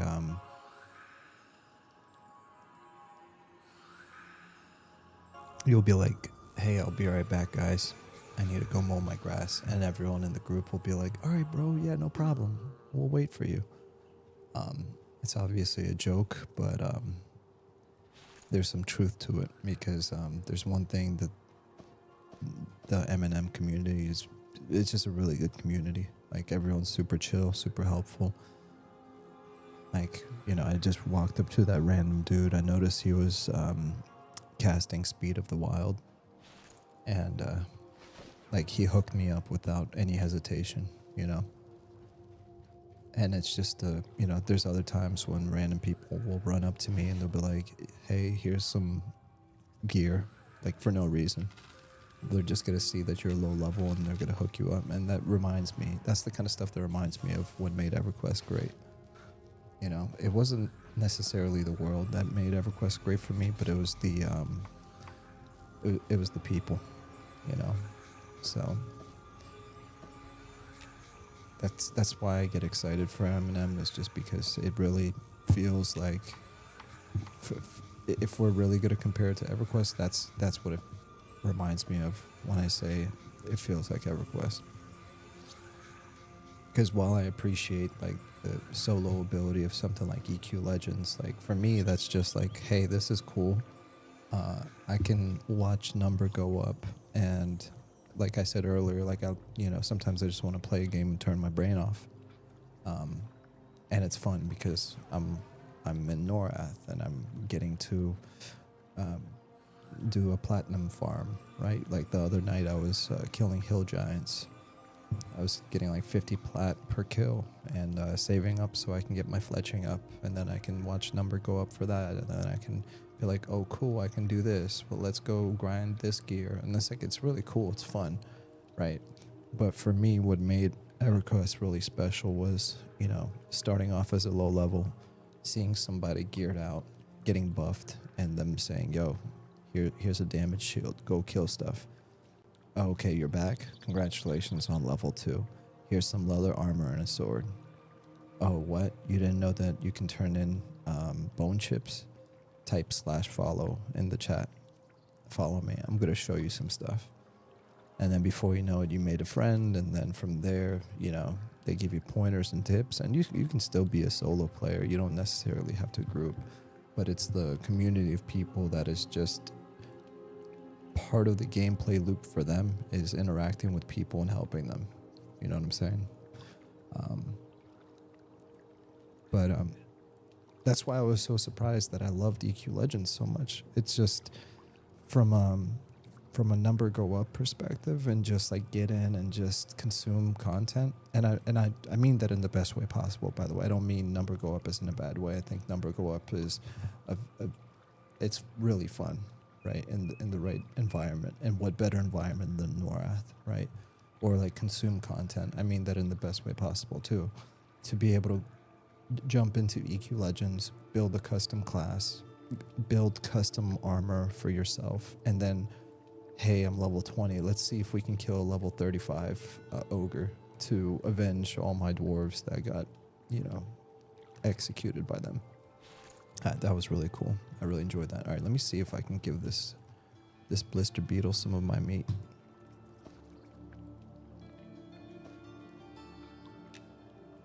Blister does not want cooked rat meat. Bro, then what do you want? You want a vegetable or something? This texture looks really cool, by the way.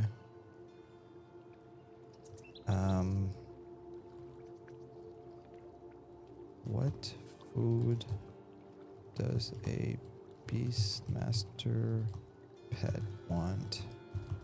I have a blister beetle, but it doesn't want my meat. Haha.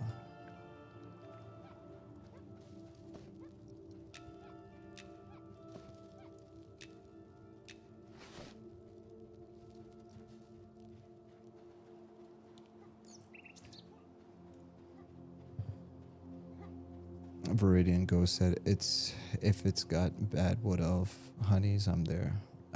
Yeah. It's also got this baddie. What is purple belt? Look at this fancy dude. Let me see if there's any wood elf baddies. I feel like this playtest, they didn't really do a good job of announcing it. Normally there's a lot more people on a Saturday. But it's probably going to ramp up once people realize that there's a playtest going on. Either that or all the new players went to the other server.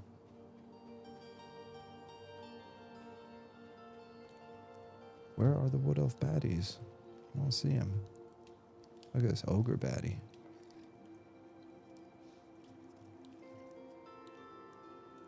I love the art style because it's got that EverQuest low poly, but then it's got the high definition textures. Like if you look really closely at the textures that they make for this game, like you see how the stone work, it has all this stuff here. It has these like custom designs.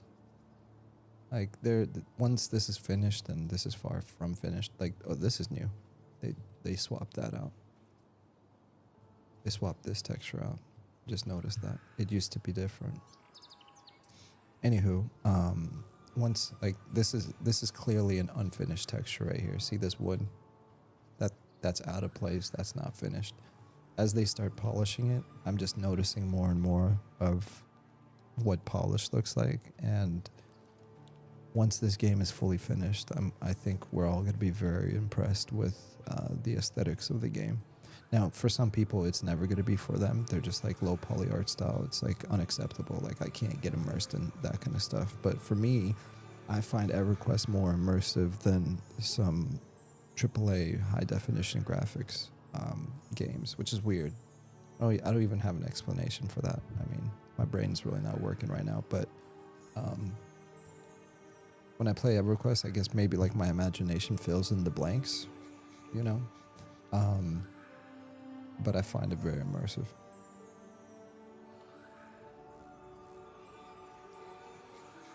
Now, obviously, this game is a work in progress, so, you know, I don't think they're prioritizing, like, updating old textures right now. I think the priority is building out the world, but I was watching a stream where they would go back to old zones, and they're like, all right, let's polish this zone to make it, like, release ready. You know, and the definition of release ready is not even final. It's more of, is this good enough to be a finished zone for early access so we can comfortably move on to fleshing out another zone. Look at this guy. Anyways, Viridian said that might be the beetle that eats poop, so you might have to drop the britches. Dang it, man. You're right.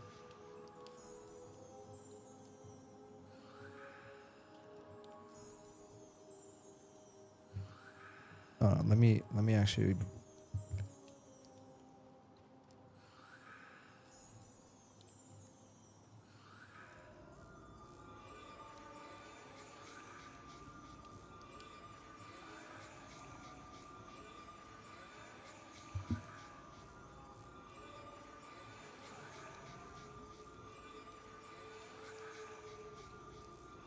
Here's another guy in chat. Mega Mage, 2 Scarab Carapace at Westgate, first come, first serve. You need Invis versus Undead. Same, want to sell wood sticks. So at Northgate, hail me. Where's the fletching table? The garrison. Want to buy, what does that look like?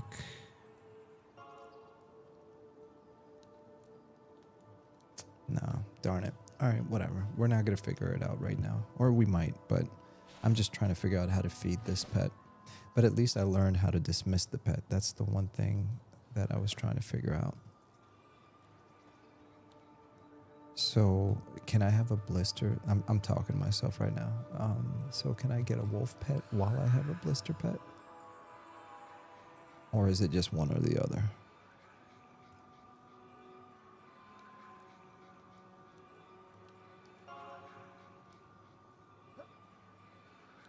Okay, so it's one or the other. But I can have swarms of these guys. Okay, alright, that makes sense. Next. Pack of the Predator, Strike, Kick, Bestial Bond, Call Companion. Forge, fishing, crafting, revive companion, call companion, bestial bond, so we don't need that right now. Weak heal, we have that. Okay, moving on. Let's go see if we can buy any new spells.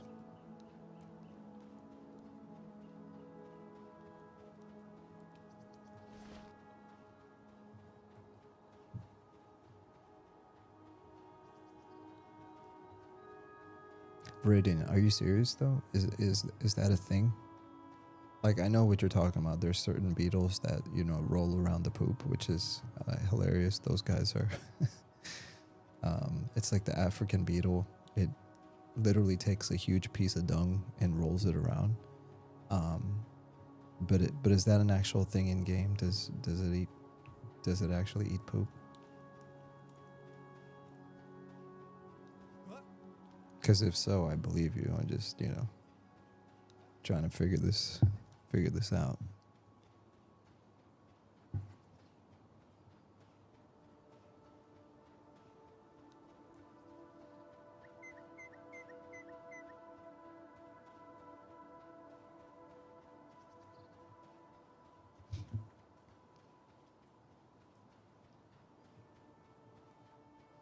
Oh my gosh, I will say, man, I can't wait for the day when I stop playing betas and alphas. I was looking back at my channel, and I remember I started playing EverQuest Quorum, and the whole purpose of this channel was like, hey, I want to document my gaming experience in EverQuest and stuff like that. So like 10 years from now, I can be like, oh, remember the friends we made along the way, or some corny crap like that. And then it evolved into like, oh, cool, Monsters and Memories, this is great, or Agilent Online. And I looked back over my videos, I'm like, alpha, beta, alpha, beta, alpha, beta. I'm just like, I'm actually looking forward to the day when we can just have full release versions of these games, and we can just focus on a specific character or an alt and just go on a let's play adventure. Or I don't call them let's play, I call them chill plays. Just another example of me trying to be different. Stubborn and different. But yeah, I was just thinking about that the other day. I'm like, dang, dude, we need some full release games.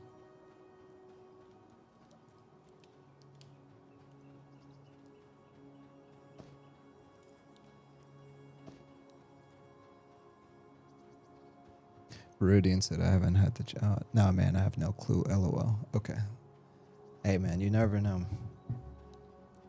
There's a lot of that kind of stuff in this game. Viridian said, I haven't had a chance to play this yet. Once it launches, I'm going to. Yeah, that's a good choice.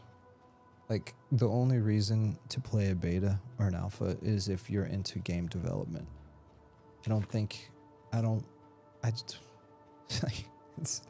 There's literally no reason, unless you're genuinely that excited for a game that you just can't wait. The only benefit from playing a beta or an alpha is so that you can learn the mechanics, so that like, if you're one of those players that is like, I need to be game ready for launch, right? And I want to be able to know so I don't get left behind, right? And I can like rush to high levels and stuff like that. Like, from that perspective, sure, I get it. But if you're just like a casual gamer and you just want to enjoy the game, then like, why would you play a beta or an alpha, you know? Unless you wanted to A, get the word out, or help with development, you know? Because that's basically what this is, you know? People that are participating are basically helping get the word out and helping them uncover bugs and tell the devs what's fun and what's not fun.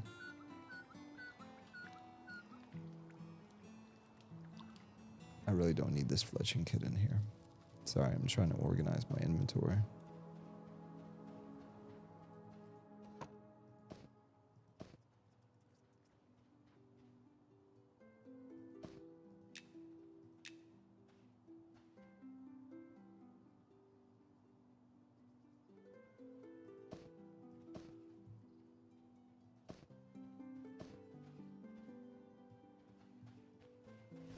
All right, I want to go see if I can solo some stuff.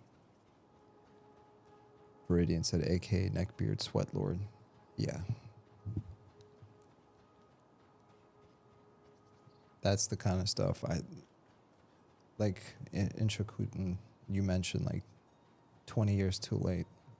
That's one thing I can relate to, the 20 years too late thing when it comes to like the neckbeard stuff. I'm like, I don't have any patience for that. I need just like a chill, casual, like, you're not going to get yelled at if you don't have the perfect combo, you know, or the perfect rotation or the perfect gear or the perfect DPS. Like, any sign of that, I'm out.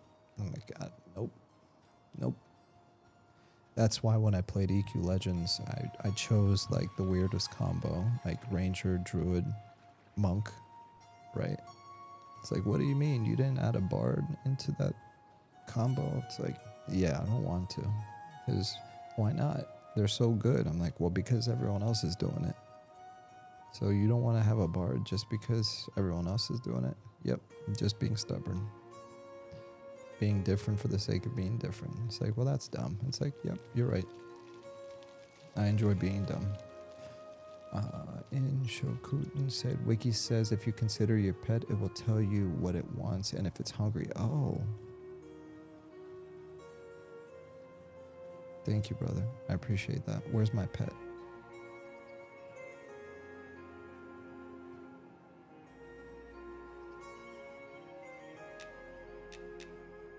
Where the heck is my pet, man? Oh, there it is. Hail. Oh, consider, not hail. Sorry. Blister regards you. Diet is bread. Your pet is starving. Oh my gosh. In Shokuten, you're a freaking legend. You're actually a legend. As Gen Alpha would say, like actually. Actually. Like high key, actually. Yeah. Alright, let's see. Chef.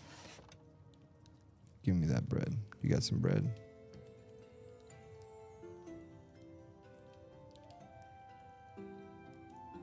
Oh, it should be alphabetical. No way, bro.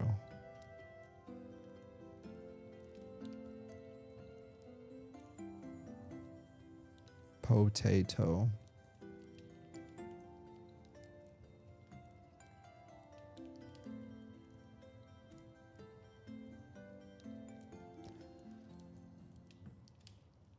Well, I don't know why I keep looking. It's alphabetical. It's either there or it's not. Let me go back. I'd assume it's at the general vendor.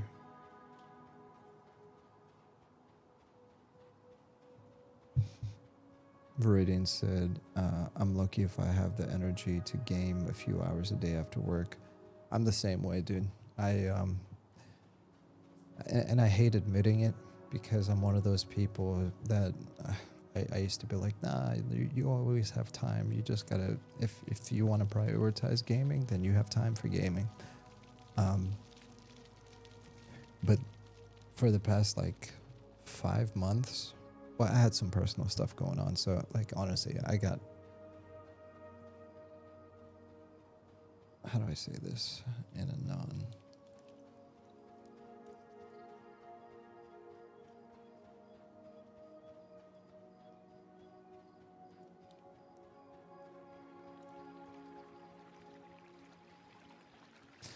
Yeah, I'm going to say it a little differently. Basically, I genuinely got exhausted from like just real life stuff. And I was like, I don't want to game. Like at all. Like at all.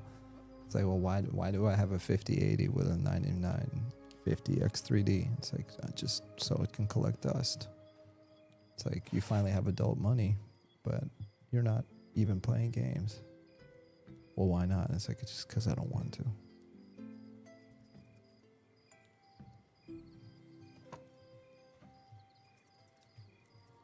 Fishwife, you got some bread?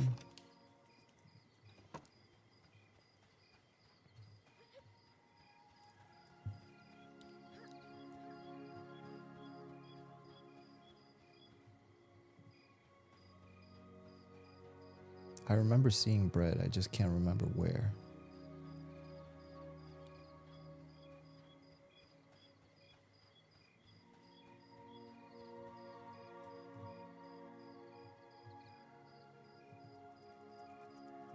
Monsters and memories, wiki, bread. We're gonna cheat. Oof, that's bright. Bread rolls, here we go. No, ghastly cook. Oh, okay, bingo. We need to get it from the inn. Same place where we got rations. Basically, we need to go to the bar. That makes sense.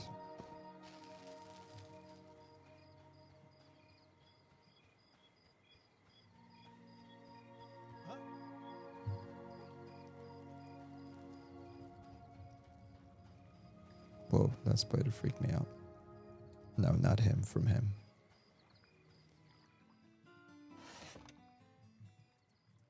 Wait, what? You don't have bread either? I could have sworn he had a lot more food than this.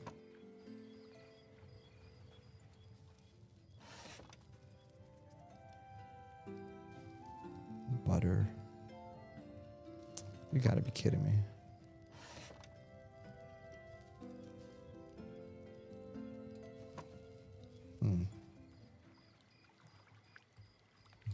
Anyone know where I can buy some bread?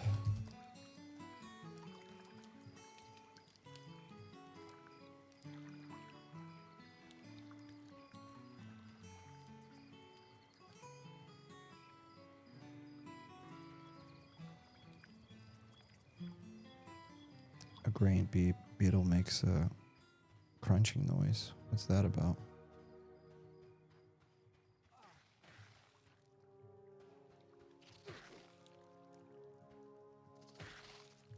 The inn? Yeah, I don't see. Oh, maybe it will eat a ration. Let's try that.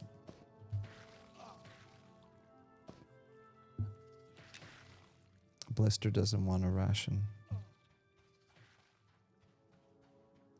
I can give you a stack of summoned food water.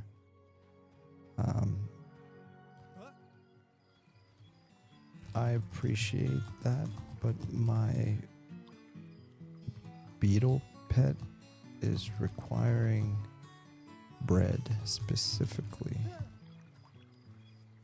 That's nice that somebody just sent me a message offering me some food.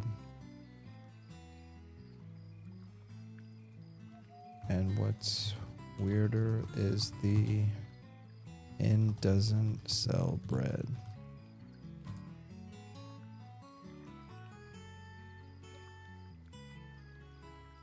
A summoned slice of bread probably wouldn't count. Honestly, it actually might. Summon bread. I can come to the north gate. Why not? I'll swing by if that's okay. Alright, cool. So he's gonna help us right now. What's up with all these beetles, dude? Oh, that's his pet, maybe?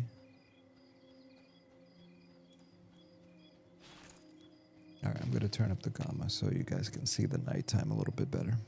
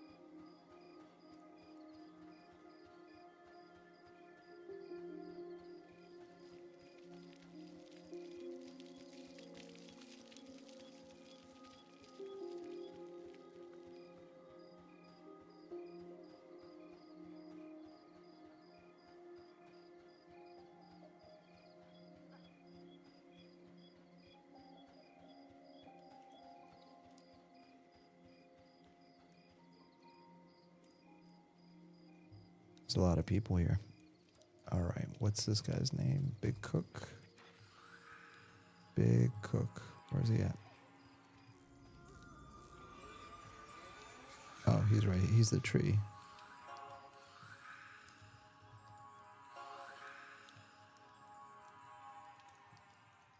The tree is providing.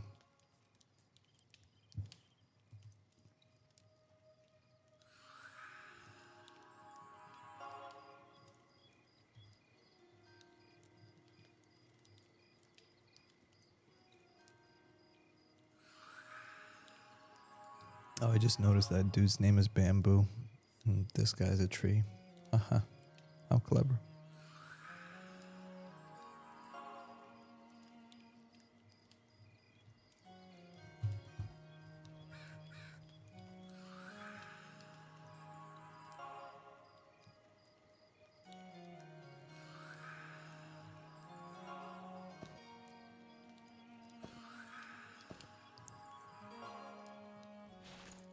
All right, let's try it.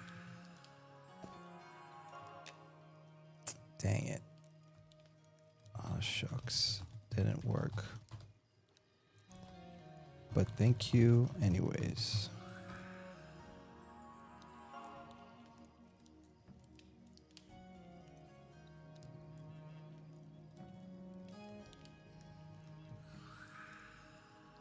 There's another lady over here that sells... Actually, let's stop by over here.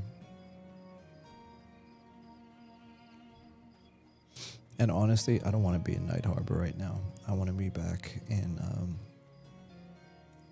the Tree City.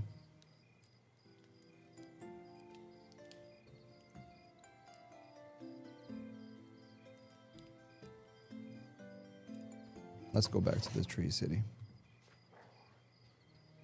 before my soul runs out.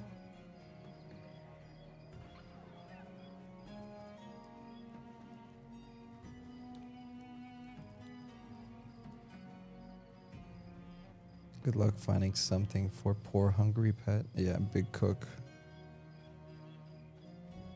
Blister is about in my last nerve. Viridian said Blister is about on my last nerve. Yeah, I'm not a big fan of Blister. I need maybe a different kind of pet. He's definitely a thorn in my side right now, or an annoying Blister. Maybe I should have named him something else.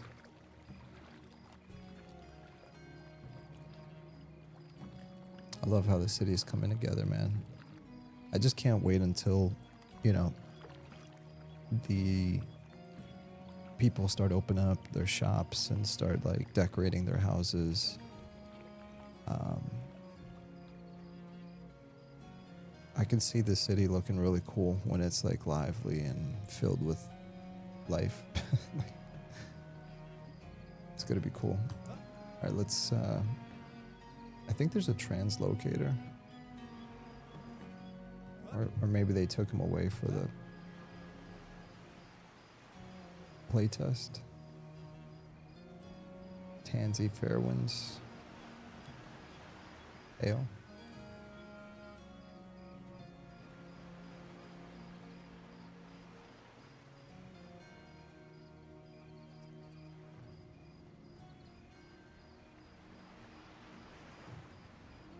Oh man, okay.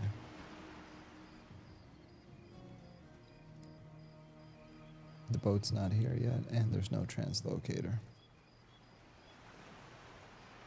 And I have no bread, so I guess I'm gonna have to find another pet. Probably just like a crocodile or something.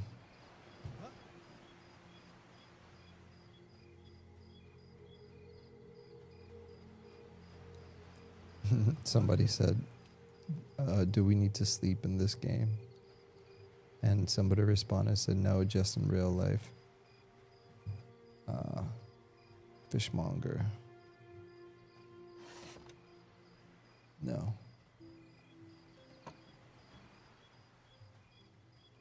Yeah, maybe they just forgot to put bread.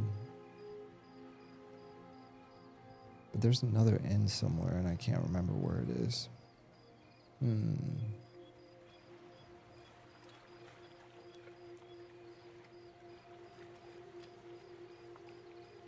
I think I remember.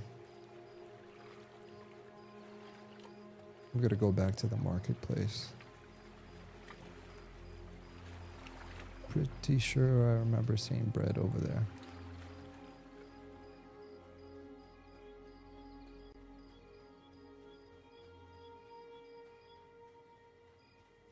Ooh, horsies.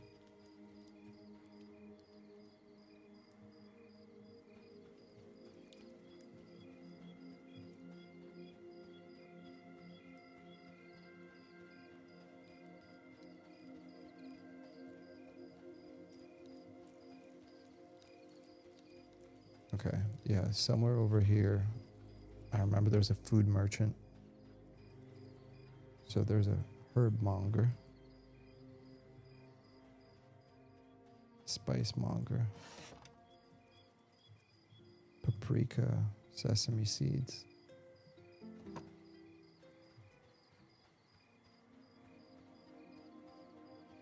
Bag merchant, grocer, there we go.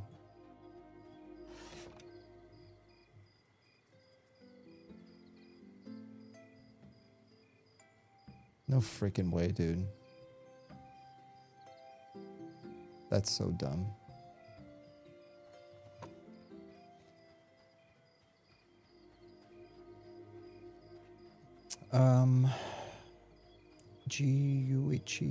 Juichi sword, this or EverQuest Legends you're more excited for?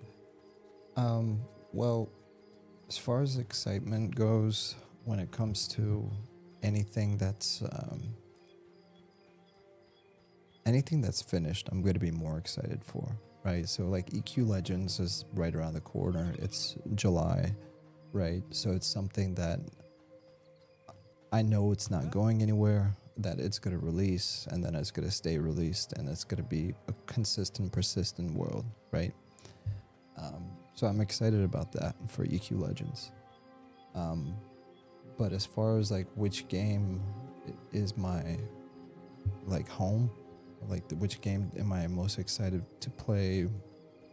Like, let me put it to you this way: if Monsters and Memories was coming out in July, side by side with EQ Legends, I'd be more excited for Monsters and Memories, because this is the MMO I've been waiting for, you know. EverQuest, I've already played it,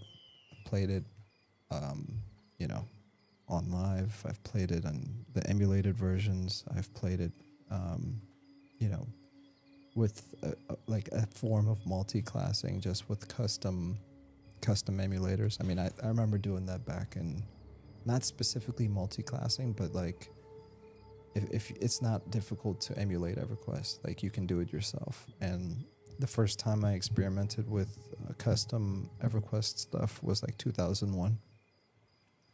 So like it was pretty cool. I would turn into basically like a GM, and this is offline, so I wasn't connected to Sony online interactive servers or anything like that. But basically what I would do is I would go to like the GM zone and teleport myself, or like go to Nagi's lair and just kill him. Anyways, that's neither here nor there. But EQ Legends is gonna be dope. I'm excited for it. But Monsters and Memories is like my home MMO, for lack of a better term.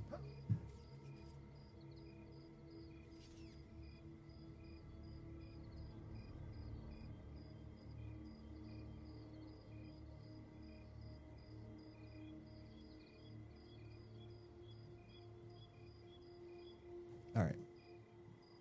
Sorry, I'm getting rid of this stupid pet.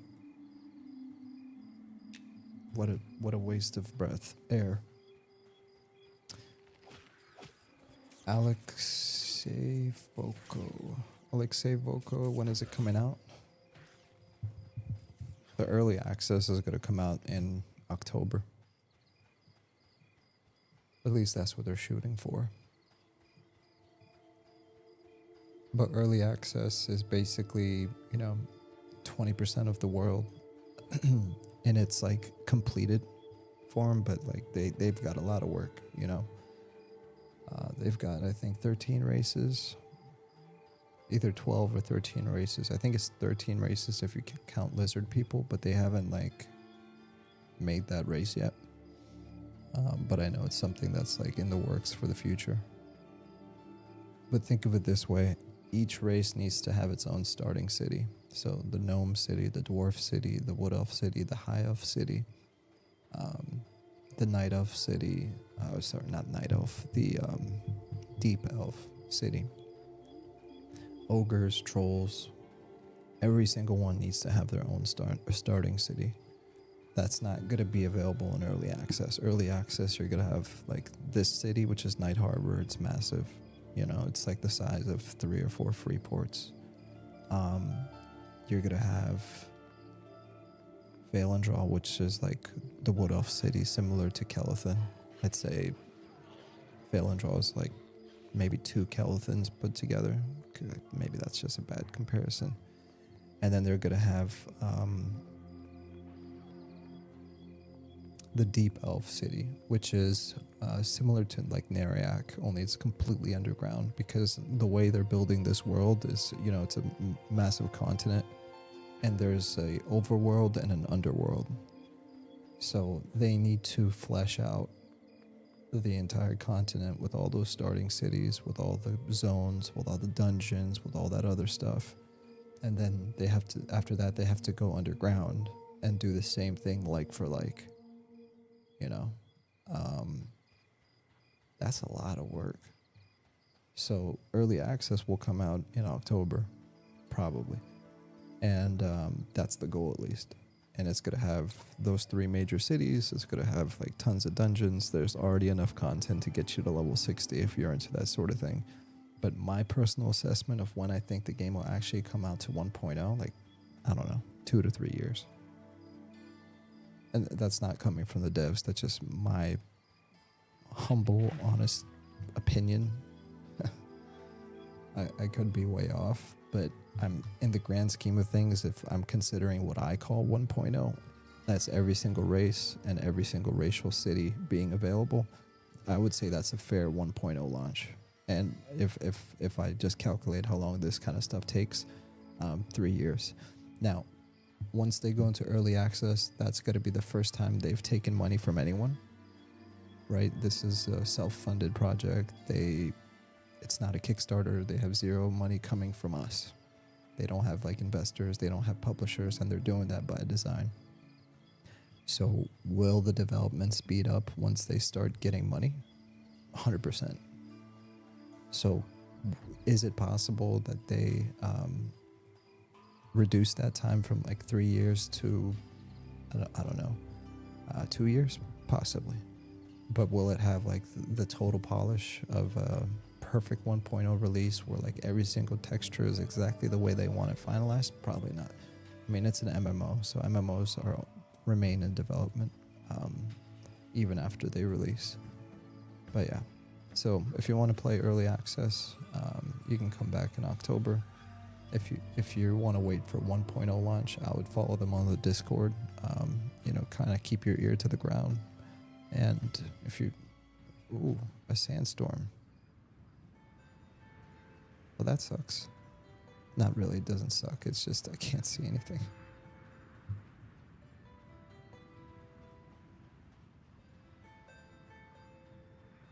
It is going to be so funny if I run into something that kills me right now.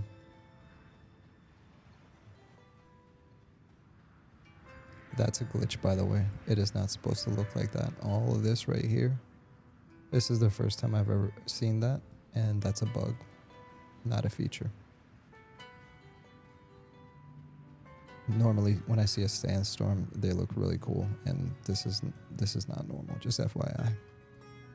It's a beta. All right, let's try to...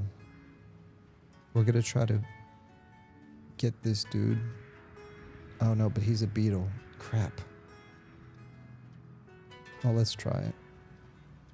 We're going to try to make him a pet companion.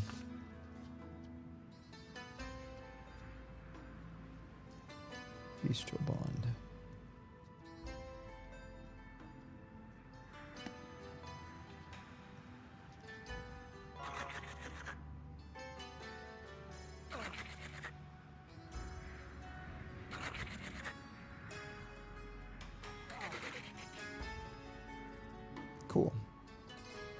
All right, now let's see what kind of food does he want. He also wants bread. Oh gosh, these. Okay.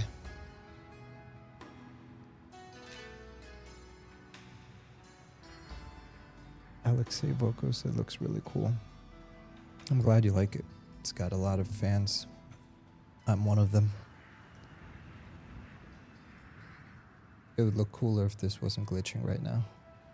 One of the things I really appreciate about Monsters and Memories is like the art style and how like they mix the old with the new. So like, you know, modern lighting, modern effects, modern atmosphere, modern water particles, etc. It all looks cool, but this obviously is not intentional, so you can ignore that. I'm excited to see what kind of other weather effects they put in the game. Like right now there's rain, there's sandstorms, there's other stuff. Ooh, crocodile. He's red to me. Crap. Cayman.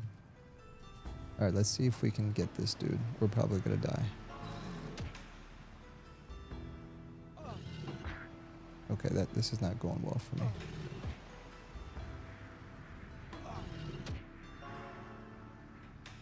You cannot tame that. Okay, we gotta run. Because I can't kill a yellow right now. A rattlesnake. I'm trying to get something that's the same level as me. But I might just need to get something else.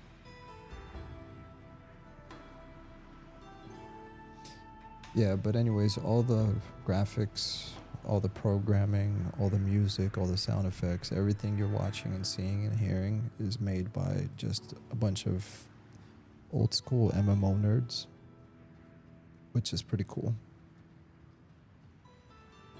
Like, it's basically if you or me decided to be like, hey, I don't know how to make a game, but let's open up Unity and just start building. Now, granted, like, a loving robot, Sean, he's one of the devs. He used to, back in like 2001 and etc., he used to work at Sony Online Interactive. He was one of the devs or producers at EverQuest back in the day.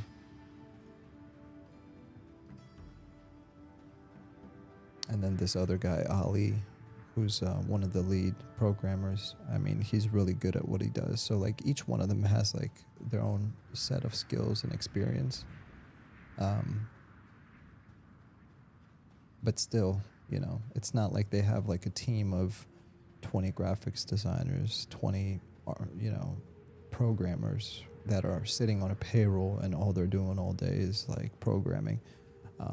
They're building this game every single day. They're actually doing it live on stream, like not literally right now live on stream, but if you go on Twitch, not every single dev, but I'd say the majority of them, they stream their progress. Like Zukin, I'll just use him as an example. He's one of the artists for the game. He'll sit there and while he's working, he'll stream what he's doing and just interact with the community. Sean, which is like the lead person, he'll also come on like once a week and he'll just talk to the community. So yeah, it's really cool to kind of watch this whole project unfold the way it has. But yeah, it's really cool.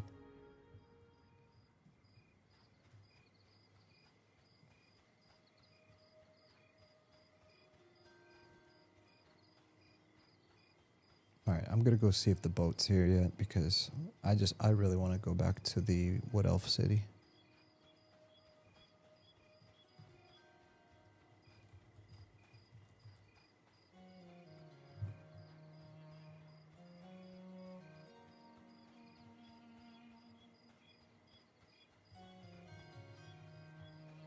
Sorry for the random message, but do druids port? And are you able to port to somewhere close to fail and draw? I'm just gonna message a random person. Maybe I'll get lucky and they'll port me.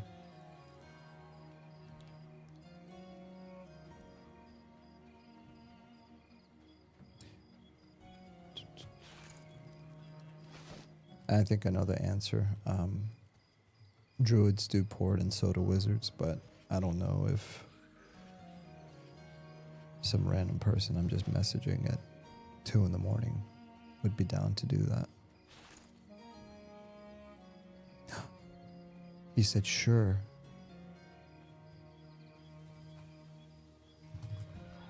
Oh my God, no way.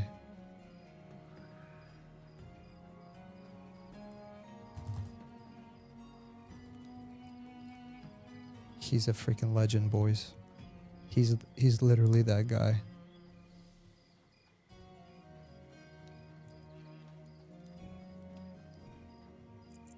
Where is he? Where is he?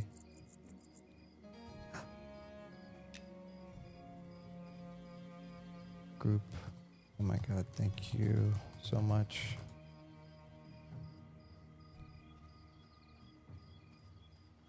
Oh, look, and it's an ogre. Whoa, look at him. He's got like some kind of thing where he's bigger. Because, see, I'm a wood elf, he's a wood elf, but look how big he is. Wow. My hero. See what I'm talking about? This dude's level 50, 56 or something like that. Yeah, he's level 56, right?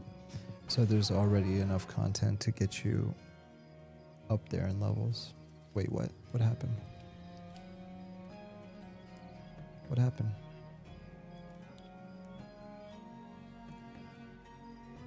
Oh, he's encumbered.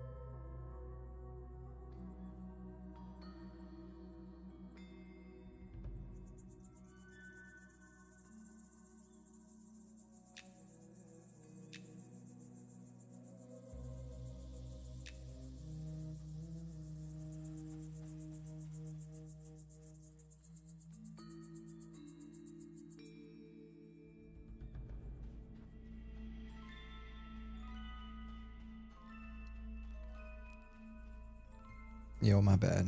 Sorry. What I was saying is that dude's an absolute legend, and welcome to Fail and Draw.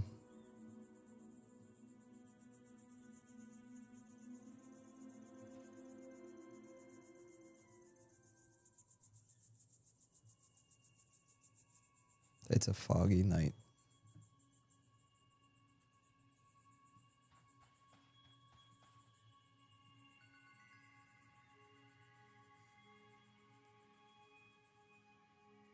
Thank you, Craigfire, by the way. Craigfire.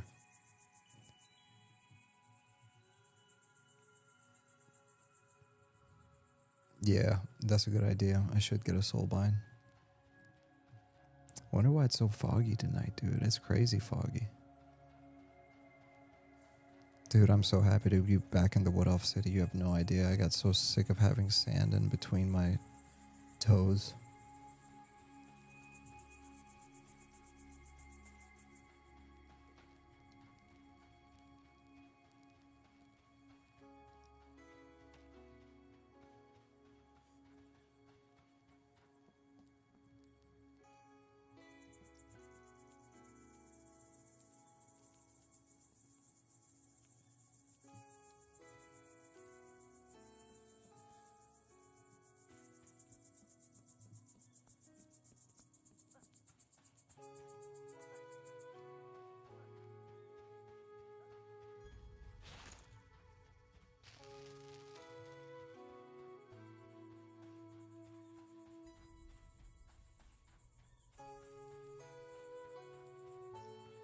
We're gonna go to the main lift and see if we can get a soul bind.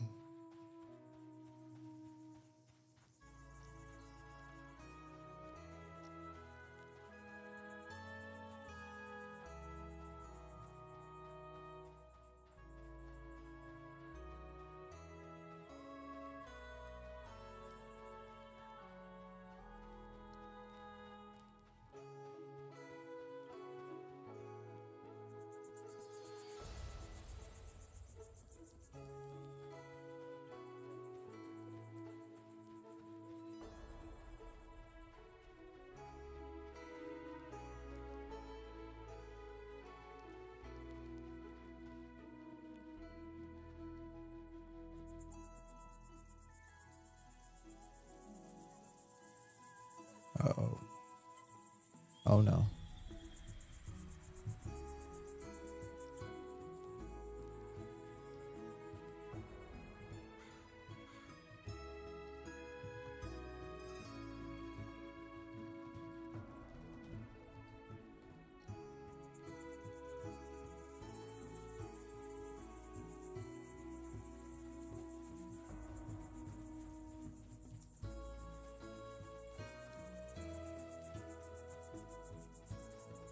All right, let's see if we have anything in the bank.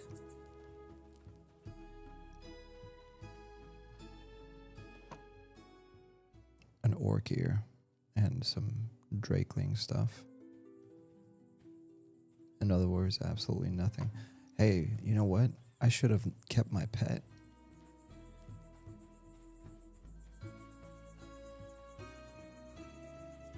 Yo, watch me find some bread right now. I'm gonna be so annoyed if I find some bread. Oh, thank God the fog's gone. Can actually appreciate the city.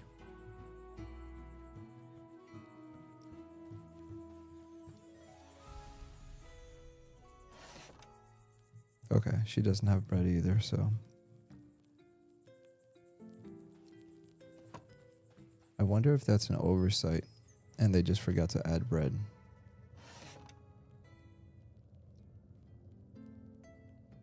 Yeah, look, there's no bread here either. Yeah, I think they forgot to add bread. They need to add some bread.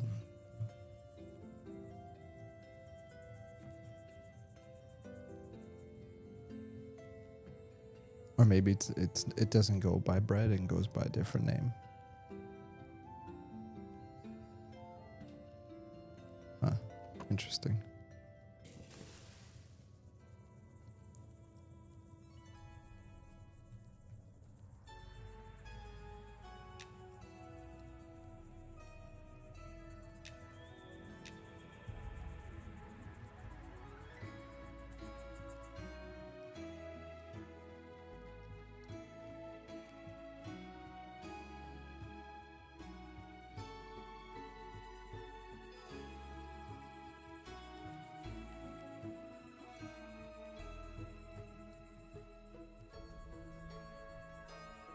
I love this city, dude. It's such a cool city.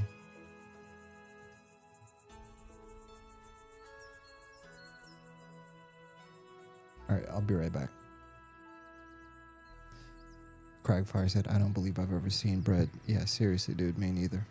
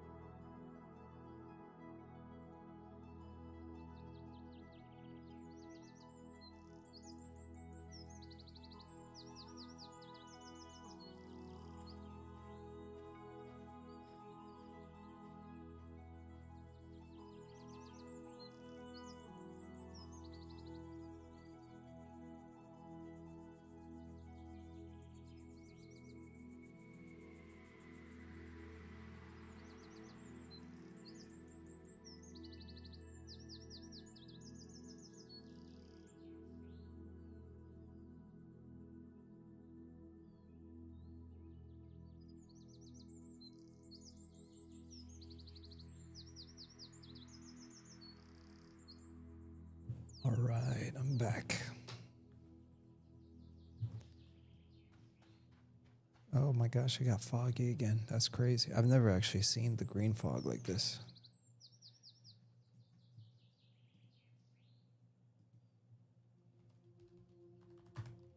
Can anyone give me a bind by lift? All right, well, here's what we're going to do. Or who's he? Stop it. Stop running. Can't click on you.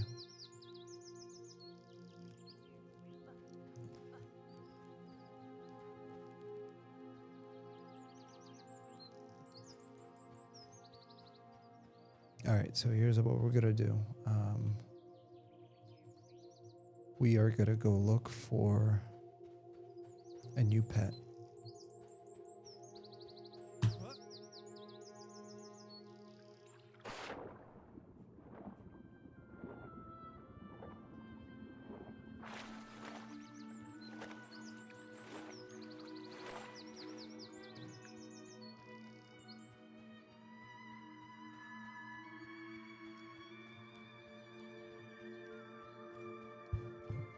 But I really want to find a pet that's like a higher level. So where are we going to find a higher level pet?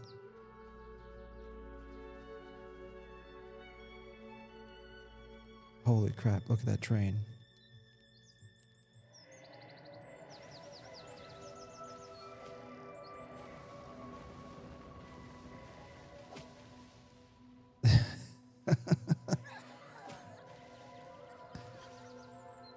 Let's heal this dude before he...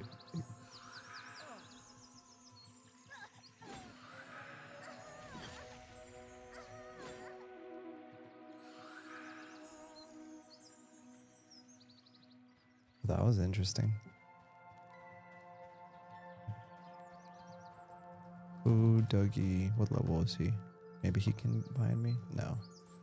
Next zone over, maybe toward... Ooh, good thinking, Crack. You're a genius. Let's go try that right now while we still have SOW, so we can always run away. So we want a meat eater.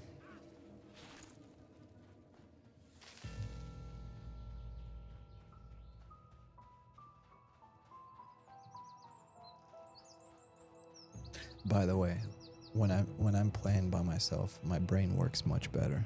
For whatever reason, when I'm streaming, I'm like, what? Higher level pet? Where?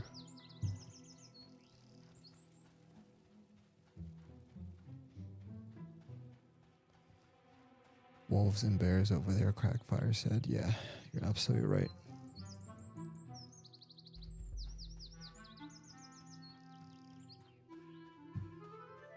I love that everything feels and looks so crisp.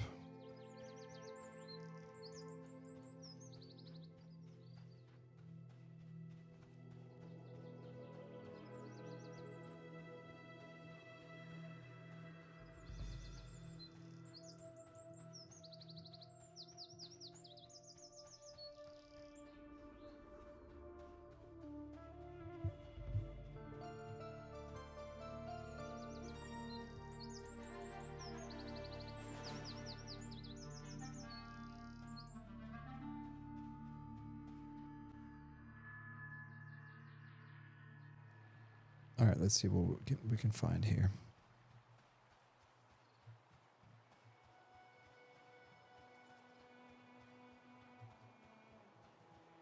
Oh, good idea. And we should just get a bear. That would be a perfect pet for us. There's a bear right there. He's freaking red to me. Okay, so maybe this won't work. This wolf over here, timber wolf, is blue. So maybe if we can find like a timber wolf, that's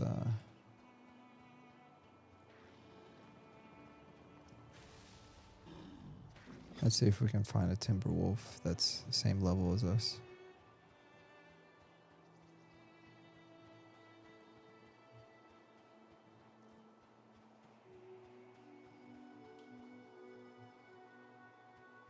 All of these are blue.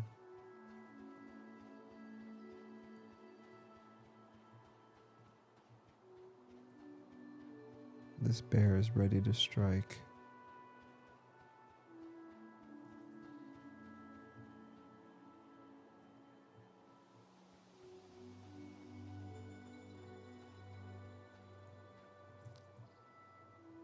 This snake is blue to me. There we go, timber wolf. It's white. Let's get him.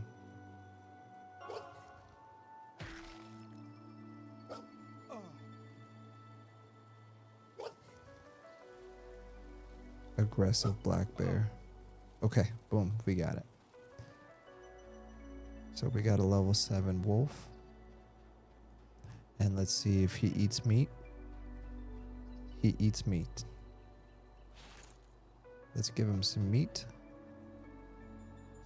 You feed your pet. Your pet looks like it could eat something. All right, bingo. Your pet looks well fed, finally. Pet rename Wolfie.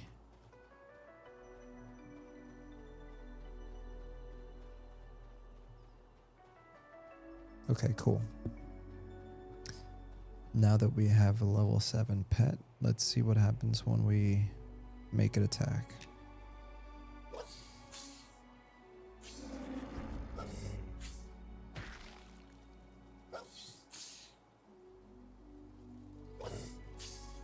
Oof, Wolfie, you're taking some big damage. Not good.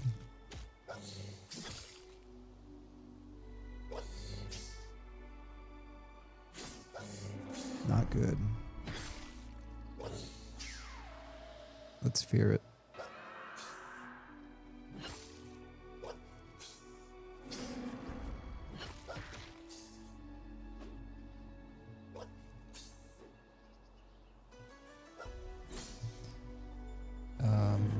Everyone can play this game now. Yes.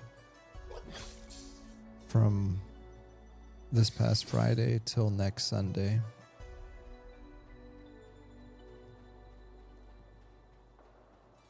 I'm gonna try to put it in the chat.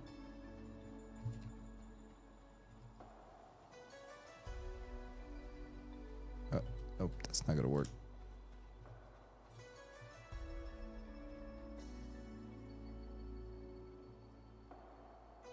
Give me a second. I'm going to put it in the chat for anyone that doesn't have it yet.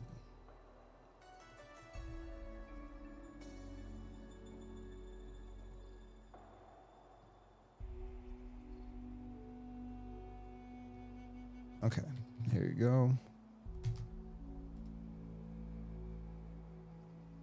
You can download the launcher here, and then you can register an account here.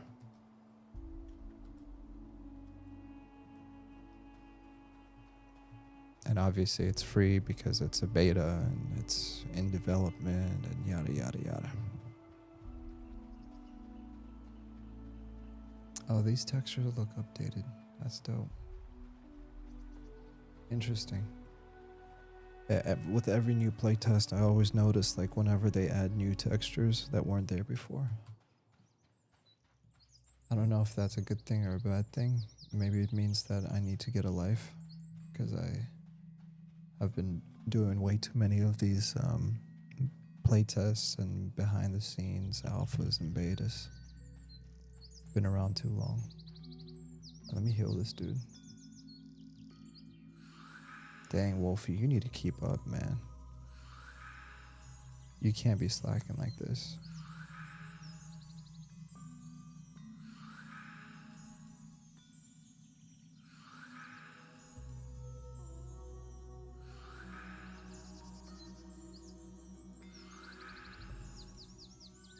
The wolf was wife? Yeah.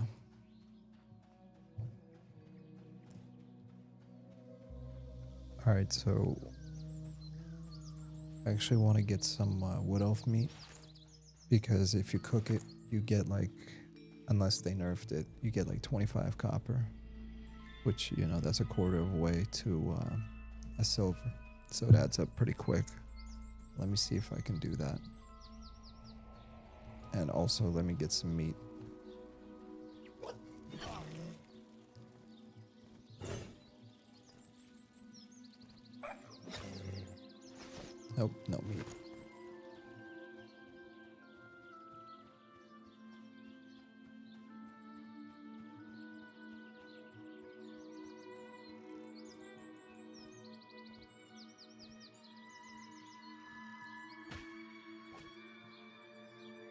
Why am I getting these lag spikes?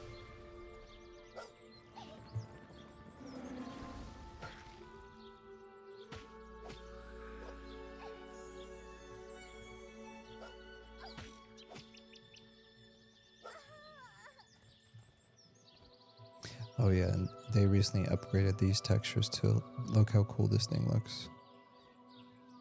Hold on.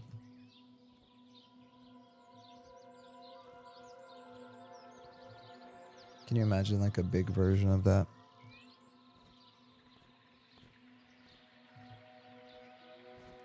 Looks really cool though.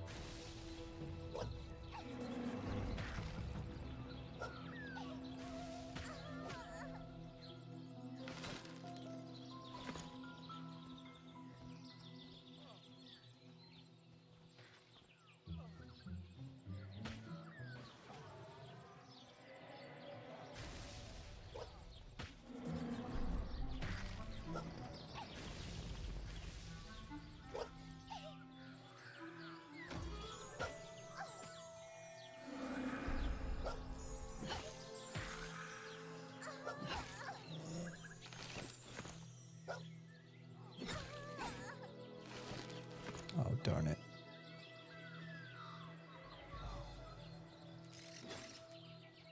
Oh, I just realized we almost got 2 levels today. Just from messing around and doing nothing.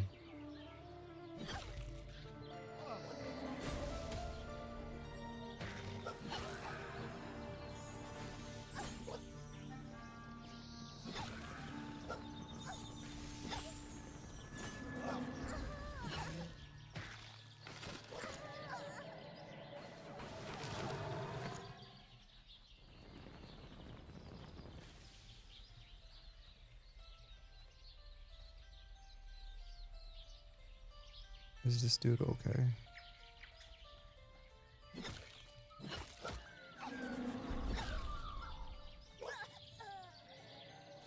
Dang, man. Still no meat. At that point, I'm just wasting my time.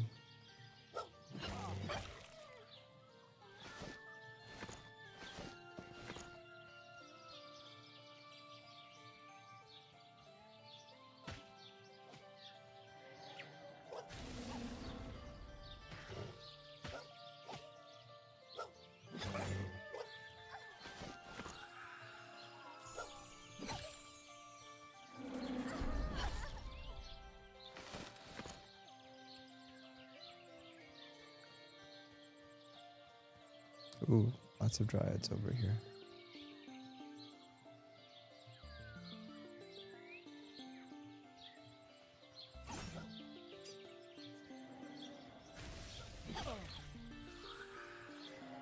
Dude, there's a lot.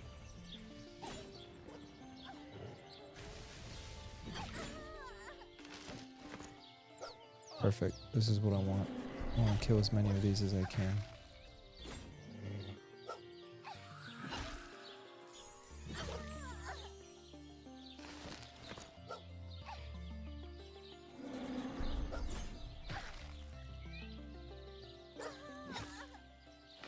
Oh my gosh, seriously? Not a single one has dropped meat so far. We're just gonna pull all of them then. Don't forget to bind. Yeah, I know, dude.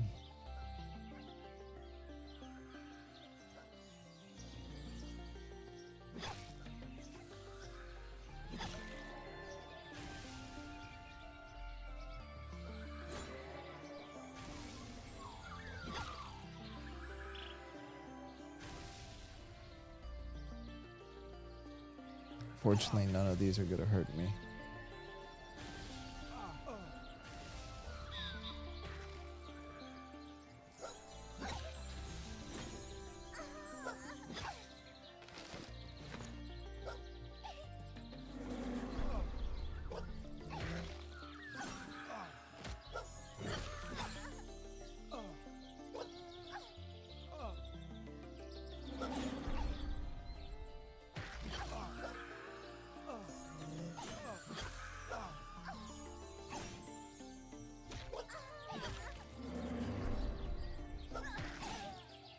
Well, I guess instead of wood elf baddies, you guys got some dryad baddies.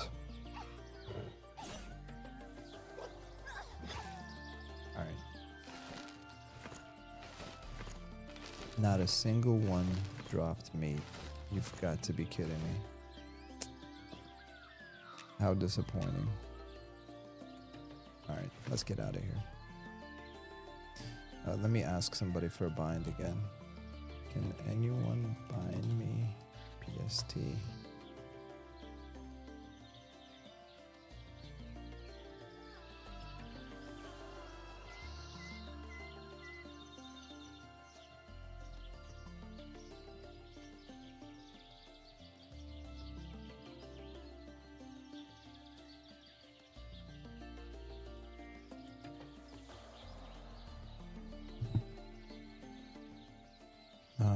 Let's see. Everyone's low level, and yeah, no, there's literally no one online right now that can bind me.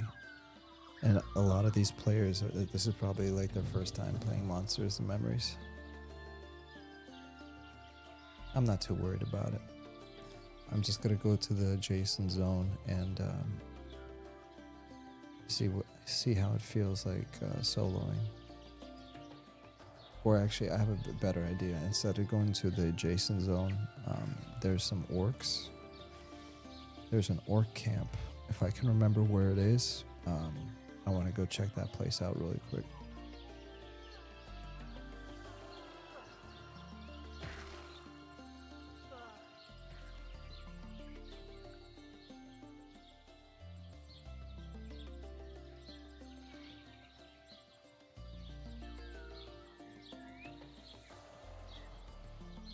Keep up, Wolfie.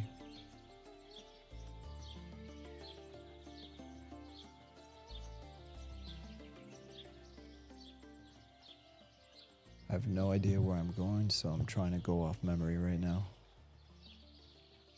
Ooh, skeletons. Rabid wolf. Okay.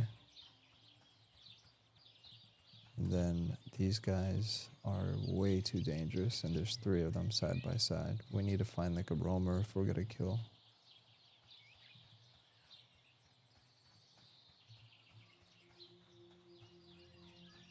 Skeleton. Okay, let's take out the skeleton.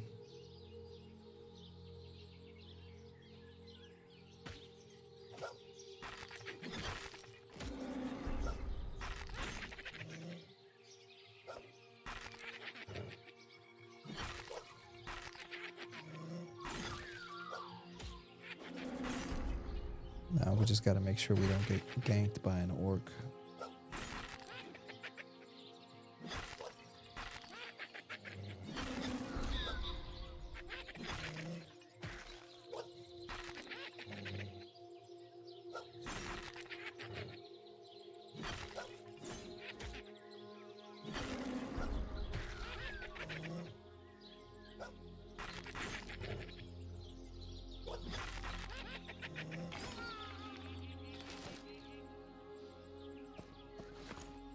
Dang, Wolfie, you're taking some serious damage. We need to get you buffed up. Alright, let's go kill some skellies.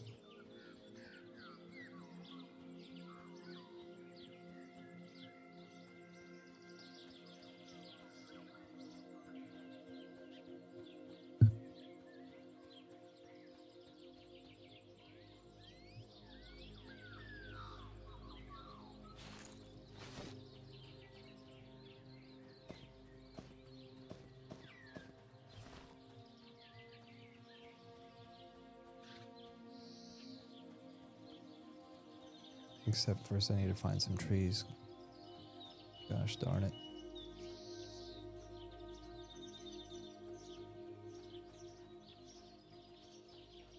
I would love it if they added some more wood to chop, man. It's a beta.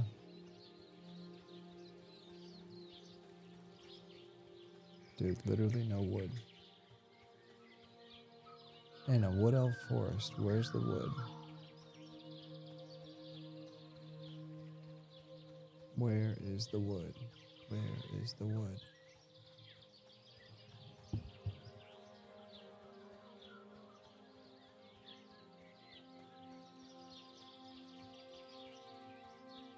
So this whole section right here needs to get filled in with wood.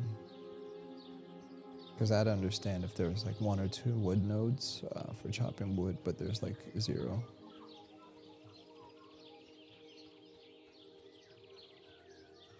And I don't see any here either.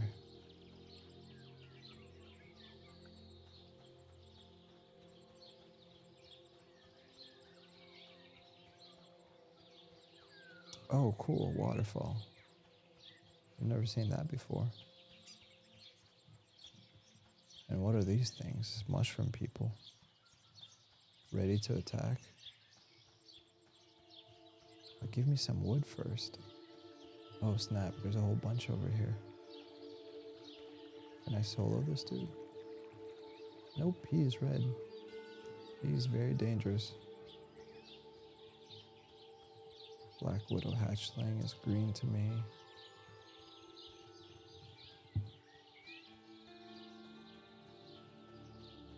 Whole bunch of skeletons over here. I'm down to hunt some skeletons, but I need to find some wood, man.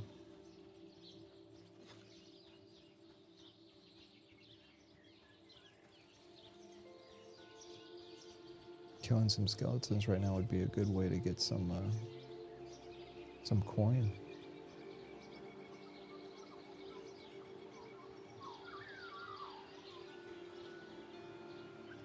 There's some wood. I see some right there, and I see some right there. Yeah, I'm definitely not wrong.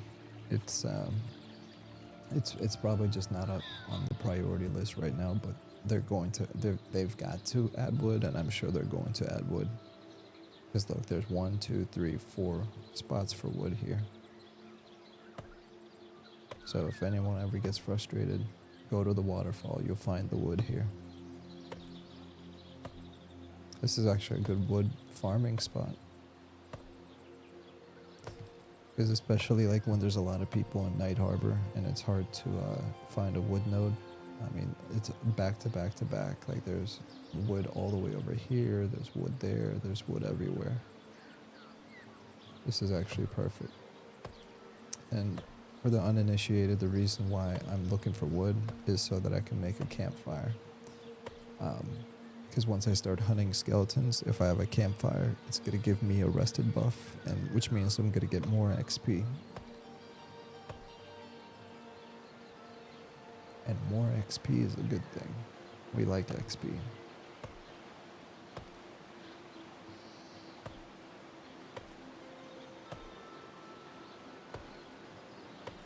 Oh, and I was talking about earlier about how large like Night Harbor, the human city, is. This is what I was talking about, how, you know, this is fail and draw. It's like the size of maybe 2 Kelethons combined. And this zone here would be like the equivalent of Greater Fate Arc, only like, you know, a lot more stuff going on.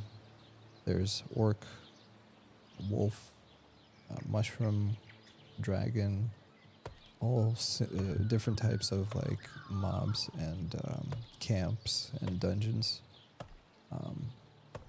And obviously all of this is a work in progress, but there's a lot of stuff that they added about a year ago. All of this was basically white boxing, which means like the zone was like barely finished. Like it wasn't white boxed, but it was basically like I remember the day when these tents were over here, but there was no mobs, and now they have some orcs over here. And that was like only a year ago. So the amount of progress that they've done in such a short amount of time is kind of crazy.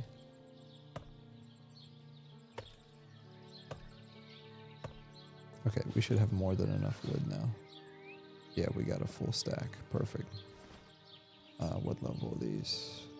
Okay, these are green.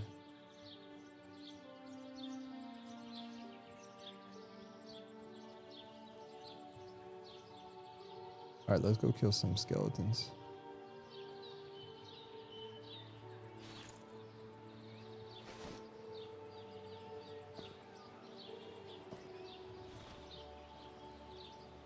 And then if we get in trouble, we can run to this guard over here. Hold on. Quick screenshot.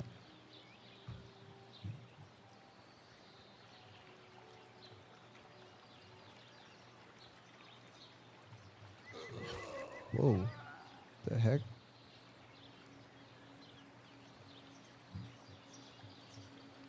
There's the shot.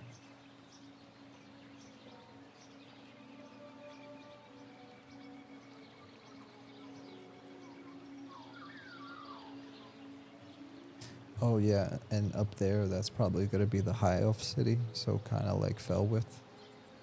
The High Elves, they live up top on a mountain, so it's pretty cool. That's what I'm talking about when I say white boxing, how it's like totally unfinished. And then one day it's going to look like this, all nice and pretty.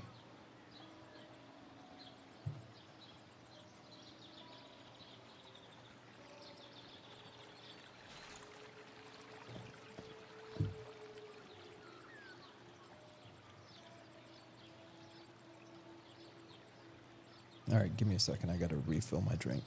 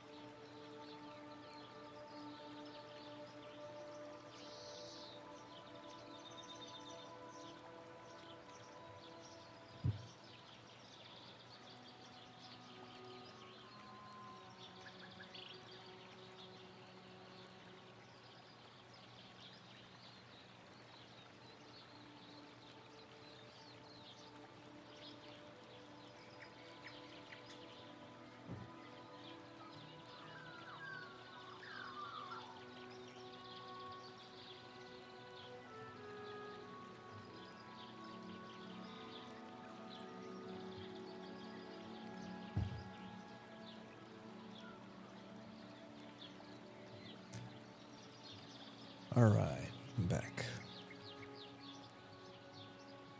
Let's see, we got a couple orcs over here. Fellstone warriors. Let's find a good spot to actually sit down.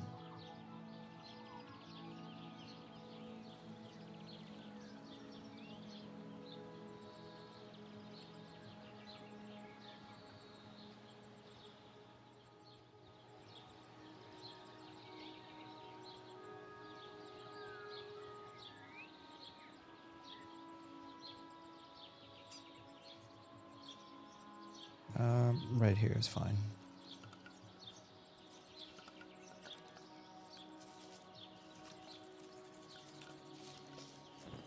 Okay.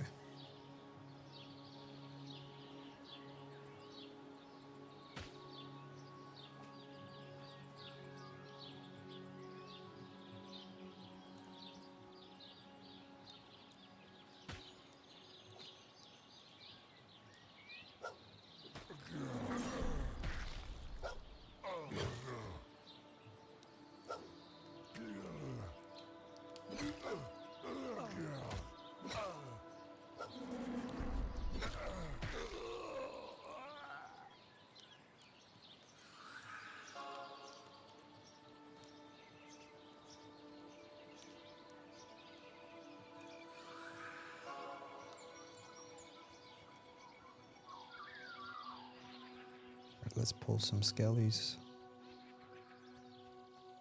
Try to do one at a time.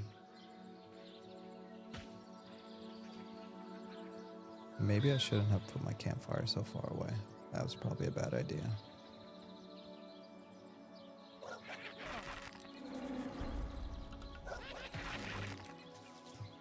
Well, fortunately we found the unlimited wood spot, so it's not the end of the world.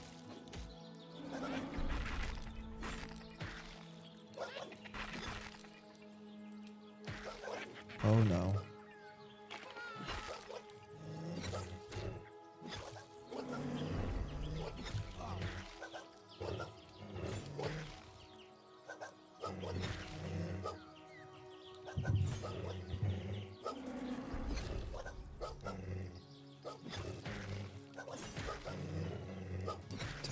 Totally didn't realize these were rabid wolves.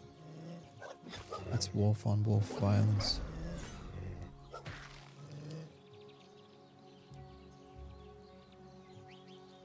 Oh my gosh. Lag spikes out of nowhere.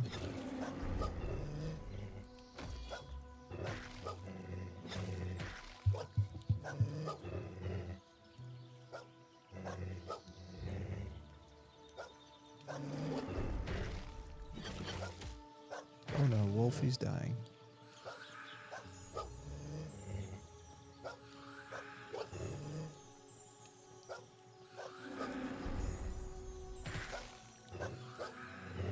Dude, Wolfie, why are you not killing him?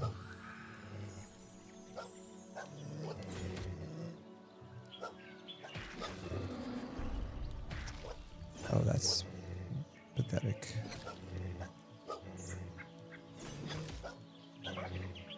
Jeez, Wolfie, come on, my dude.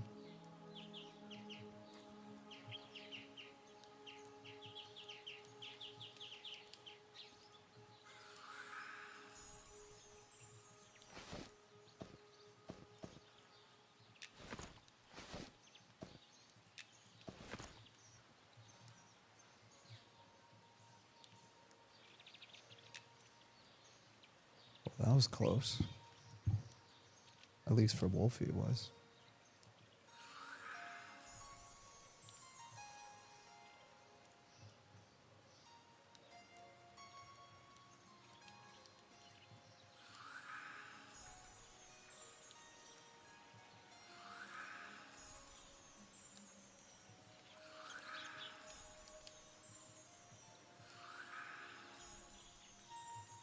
I might as well, while we're sitting here, we'll cook some of our meat and feed it. Wait, what?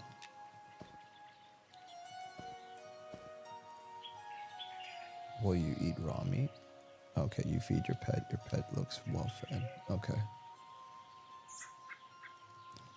Dang, man, that's kind of messed up. I just made Wolfie eat wolf meat. Cold-blooded.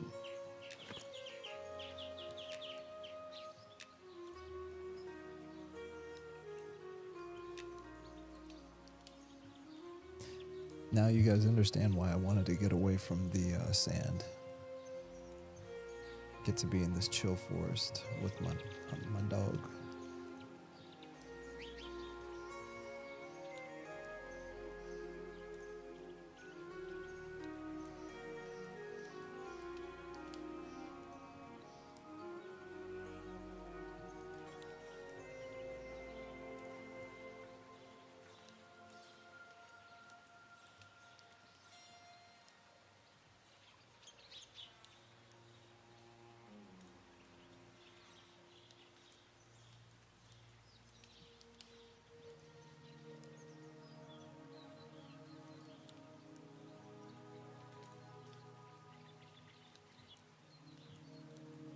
All right, Wolfie, come on. You got to hurry up and heal.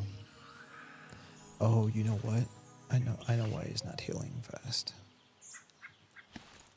We need some bandages. Let me see how much this bandage does.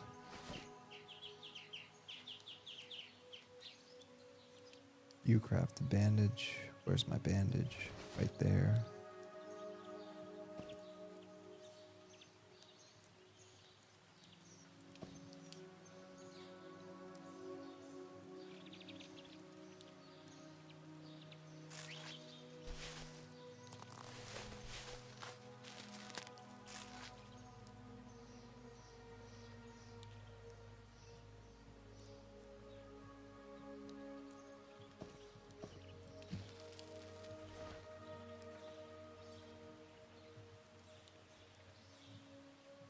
let's pull some of these skeletons.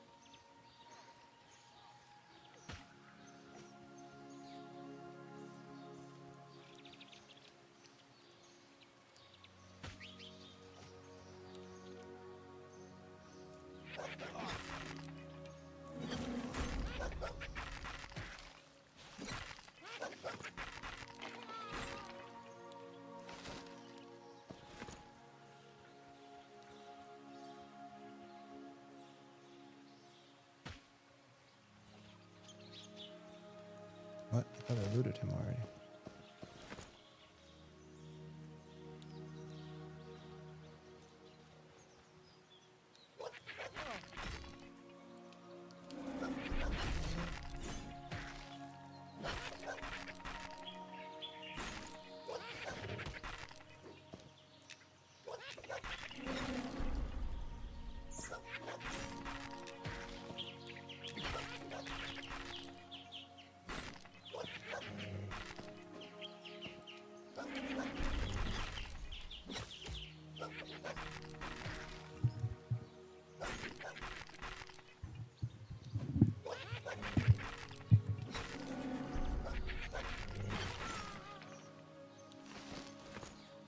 Alright, we might as well craft some more bandages.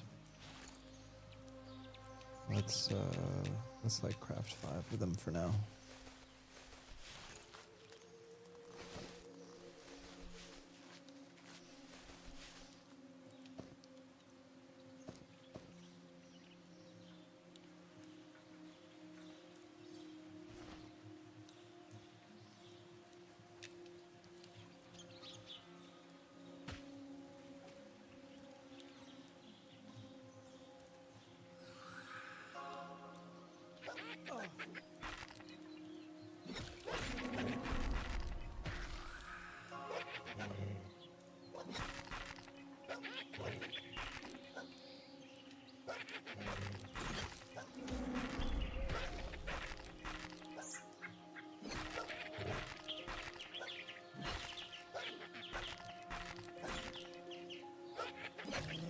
And this is going to be my way of kind of like winding down for the night too, because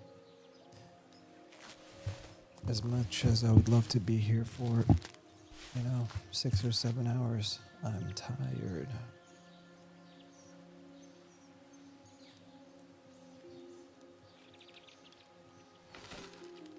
Ooh, cool. We got a tattered rawhide mask. It's not an upgrade though. That's too bad. It's still money though.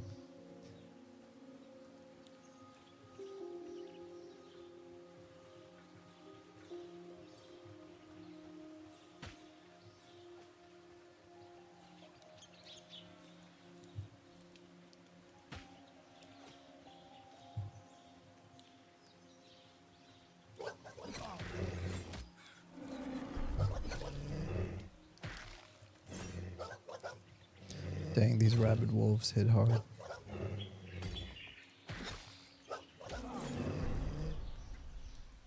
What I need to do is I need to make him stop. He needs to stop provoking because he's pulling too much aggro. And then I'm having to heal him, which is annoying.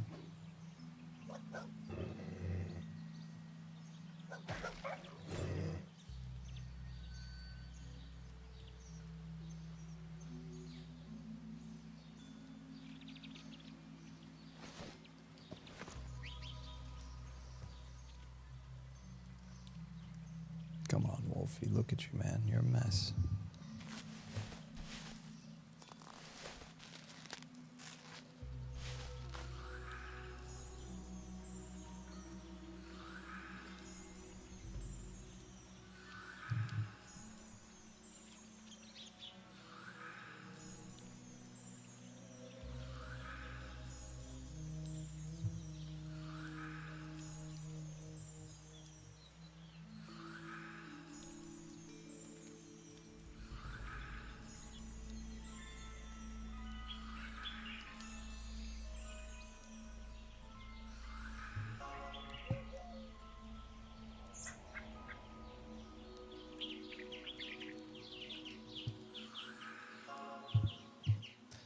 Yeah, I love how some of these mobs, like the skeletons, for example, with the glowing eyes, makes it so much easier to see them at night.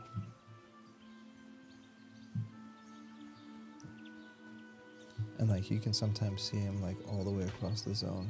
It's pretty cool. Alright, we're gonna try to keep aggro.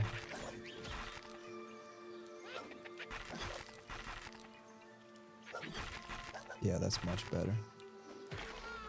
So I'll be the tank and you guys are the DPS.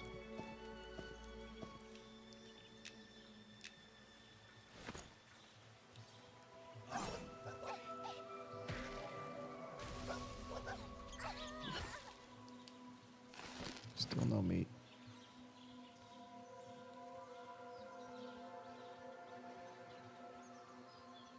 Ooh, another rabid wolf.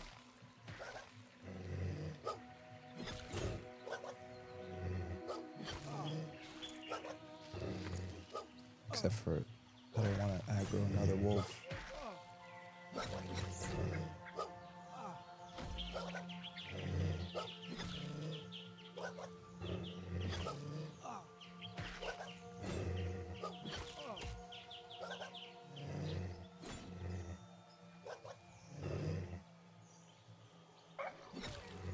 Oh no, I have rabies. Is that why Wolfie is so weak? Does he have rabies? And the only way you can heal rabies is if you wait 12 hours or you have to go get cleansed. The good news is if you go to the shaman guild in the city, you can get cleansed by the shaman.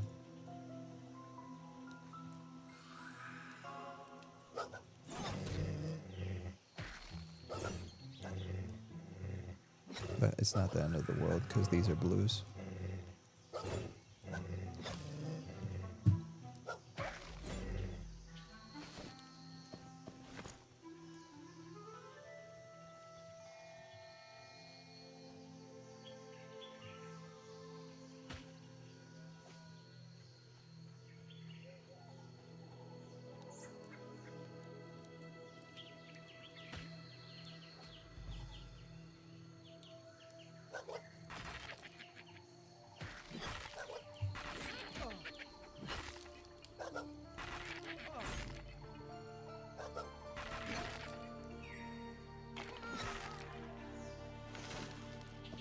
Ooh, more armor.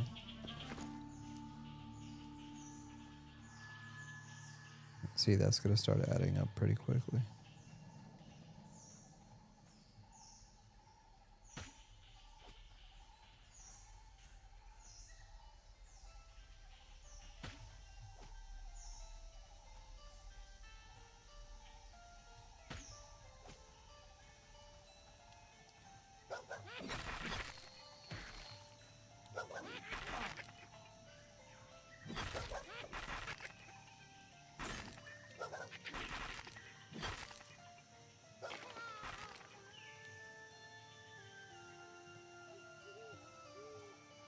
Oh man, I really hope this dude has a cracked staff.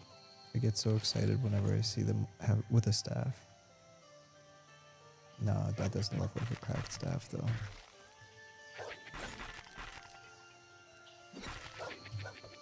For those that don't know, specifically the cracked staff, similar to like how an EverQuest, it costs like 1 platinum. In Monsters and Memories, you can get like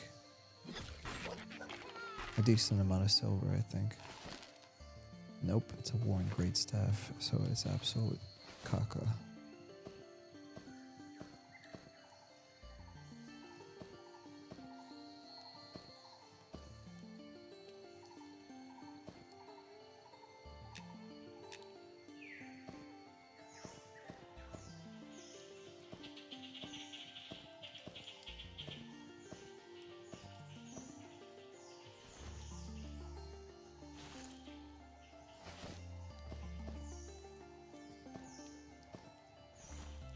Let's go find some more.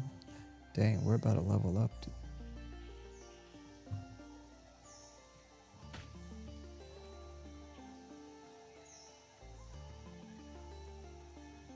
That's gonna be a good way to end the night.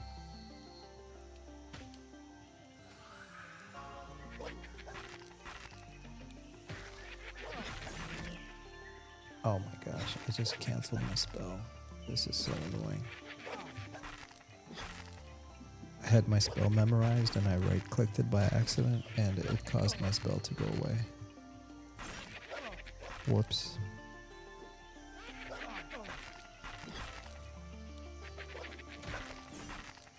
Silly goose.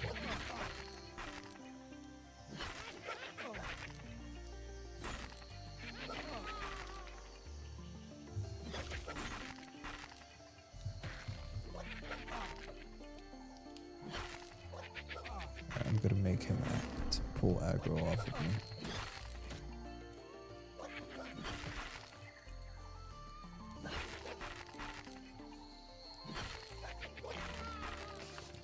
Alright, let me fix this.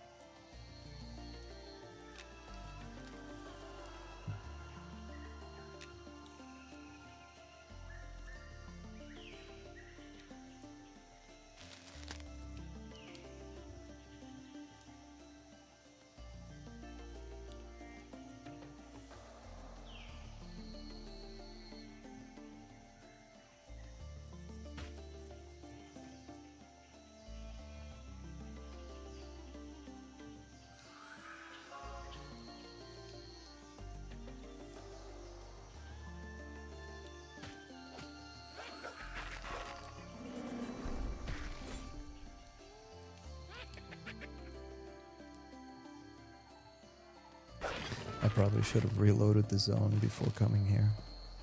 That's probably why I'm getting lag spikes. Sometimes you just gotta restart the client and it fixes it. It's a beta.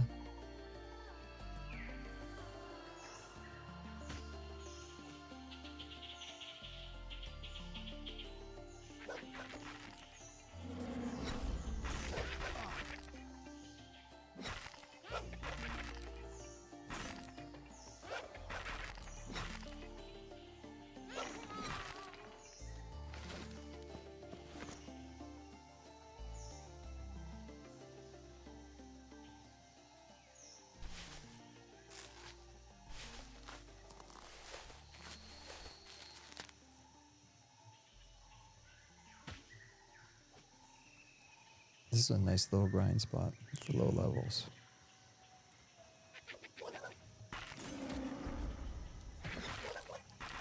From level 6 to, I was going to say from level 6 to 7, but really from level 7 to 8. And then once you get to level 8, you get your next spells. So that's going to make us feel a bit stronger. So part of this experiment, I'm curious to know if my pet will level up or if it's just going to stay the same. Rabbit wolf.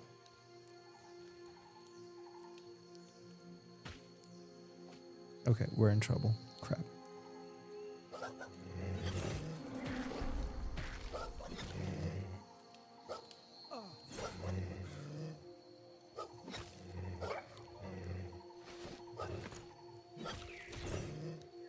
No, actually, we're okay.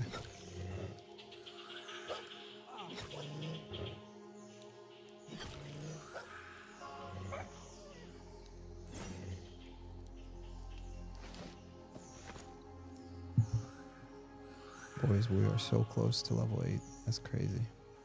I did not expect to gain 2 levels today. Being how, like, tired I am. Oh my gosh, looks like a grim loop.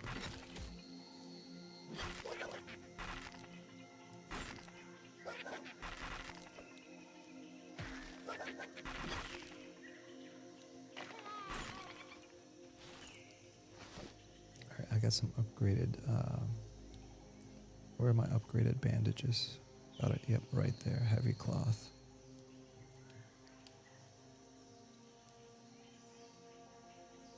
There you go, look at that healing, much better.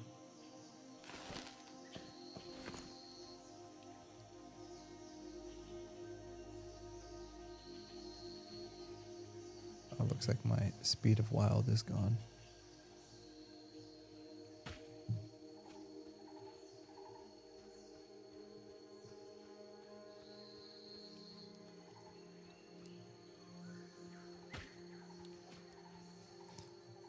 You get so used to having so that when you lose it, you're like, oh my gosh, I'm running so slow.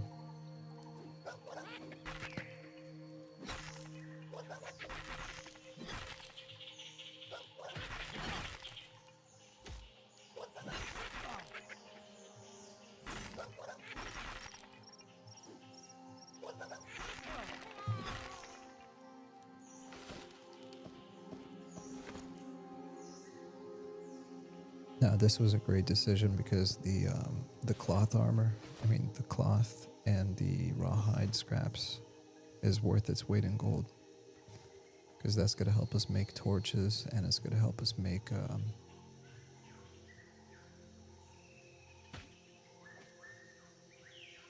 bandages.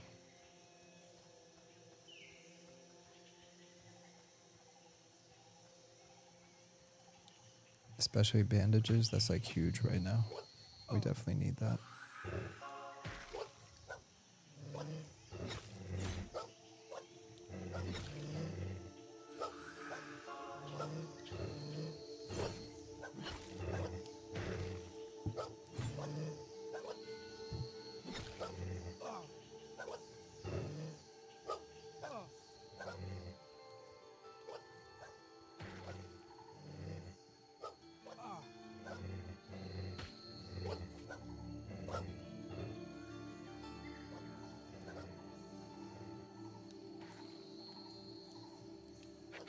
Uh-oh.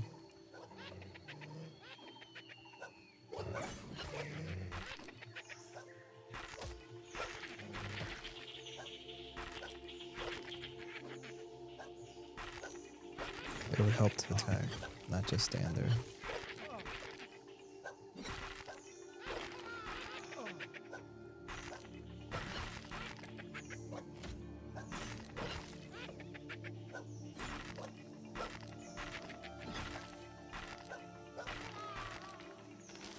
Nice. Ooh, tattered cloth tunic. Nice.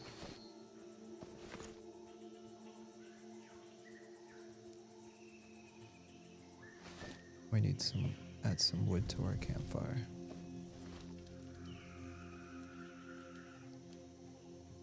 We are so close to level 8. It's not even funny.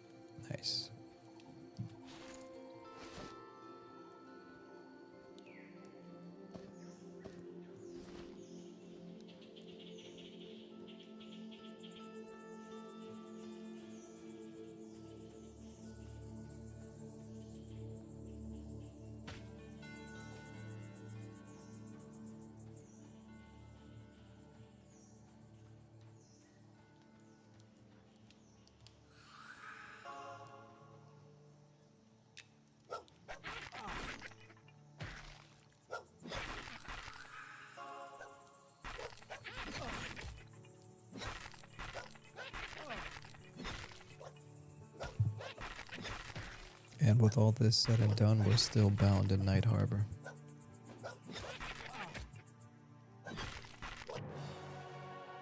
Let's go, boys. Perfect. All right, let's head back to town.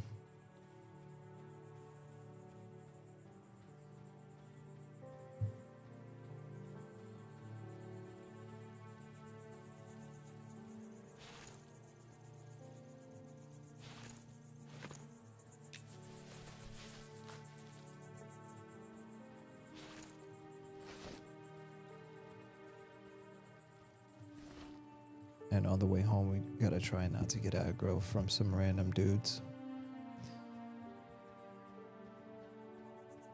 Cadux said, finally caught you live. Found your channel by accident a week ago.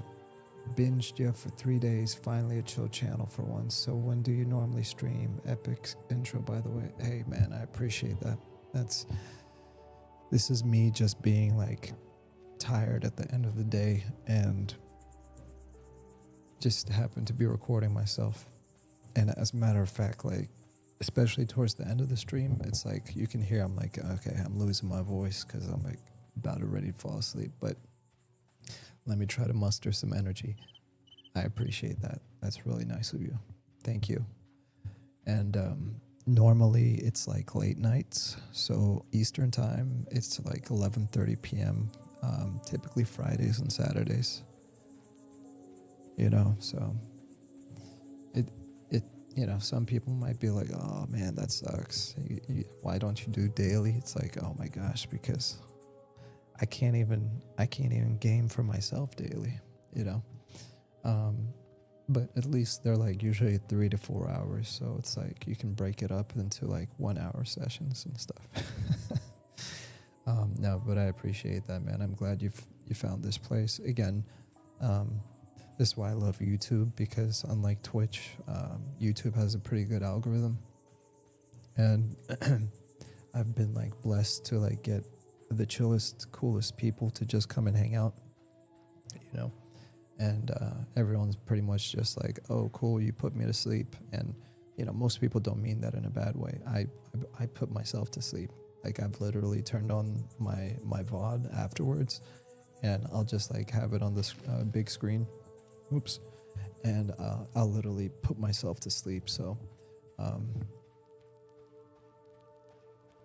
right, we're heading back to town. We're going to sell, and then we're going to call it a night. And what chiller game than Monsters and Memories? This game's super relaxing, especially with the music and everything. Come on, Wolfie, get on. Oh, Wolfie. Gosh, why do you always do that? Bye, Wolfie.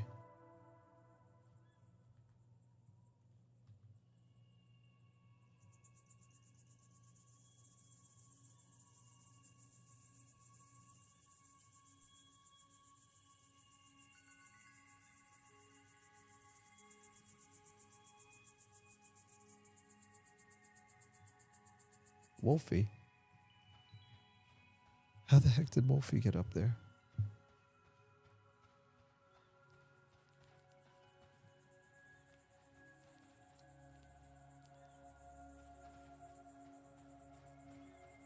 I love this city, man. This is such a chill city.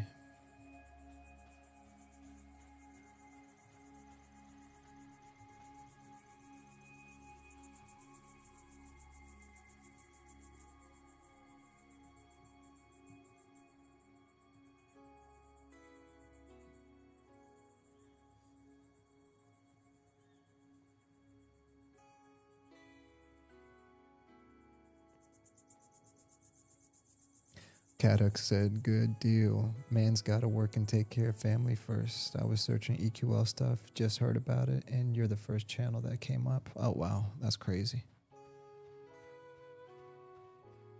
Yeah, I was like pretty surprised.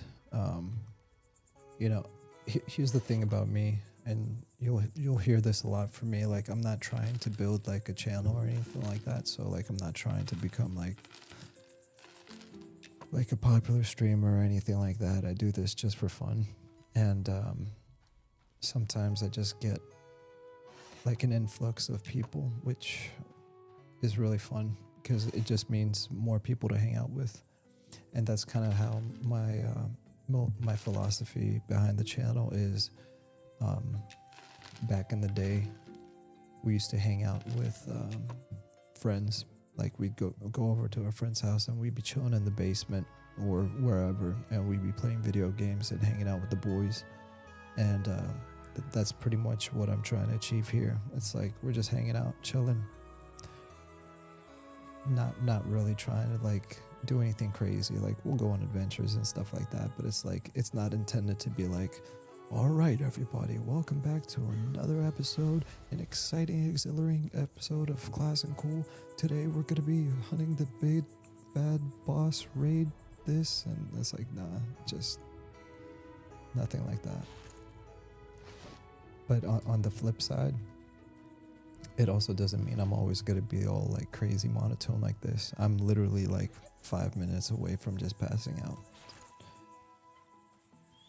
So I have like 0 voice inflection right now. But yeah, like during the week, man, like I wouldn't mind doing this, but by the time, and I tried this by the way, I try to do like weekdays like 11:30, but then I'll be up to like 3 and then I gotta wake up at 6. So I'm like, I'm not doing all that.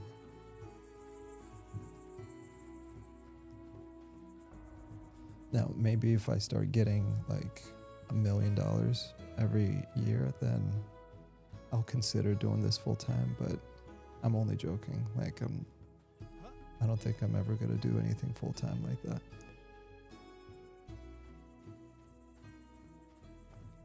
But at least you can expect transparency and honesty from me, because whenever I play these games, I'm trying to just like have fun as a casual. I have like nothing to benefit except for like respecting my own time. And I've been having a lot of fun with EQ Legends, Monsters and Memories, Agilent Online. Like I feel like we're in a really good place right now for like classic MMOs. It's really cool. All right, we got some good gear. I mean, we got some good. We made almost 10 silver. We started with 0 silver and 0 copper. This is really good.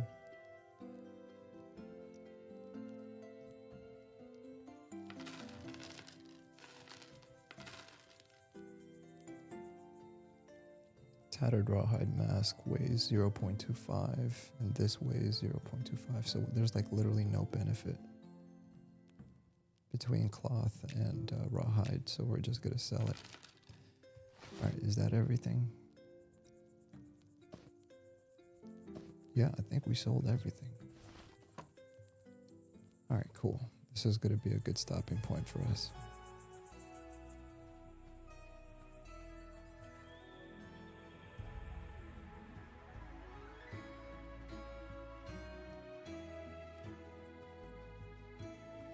Kaduk said, fair enough. Still enjoy the chill vibes while playing games. Heck yeah, dude.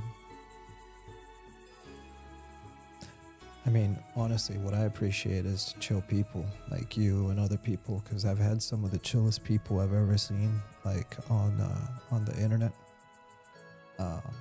Because you know how it gets, man. Like YouTube and Twitch mainly, but these streaming websites can be mixed. You know what I mean? But I've literally never had like a troll. I mean, maybe like 1 or 2 in the comments, but like that's just like an instant ban and they disappear. 99.9% of like every single person that's like swung by, said hello, has been super chill. It's crazy. It actually is crazy.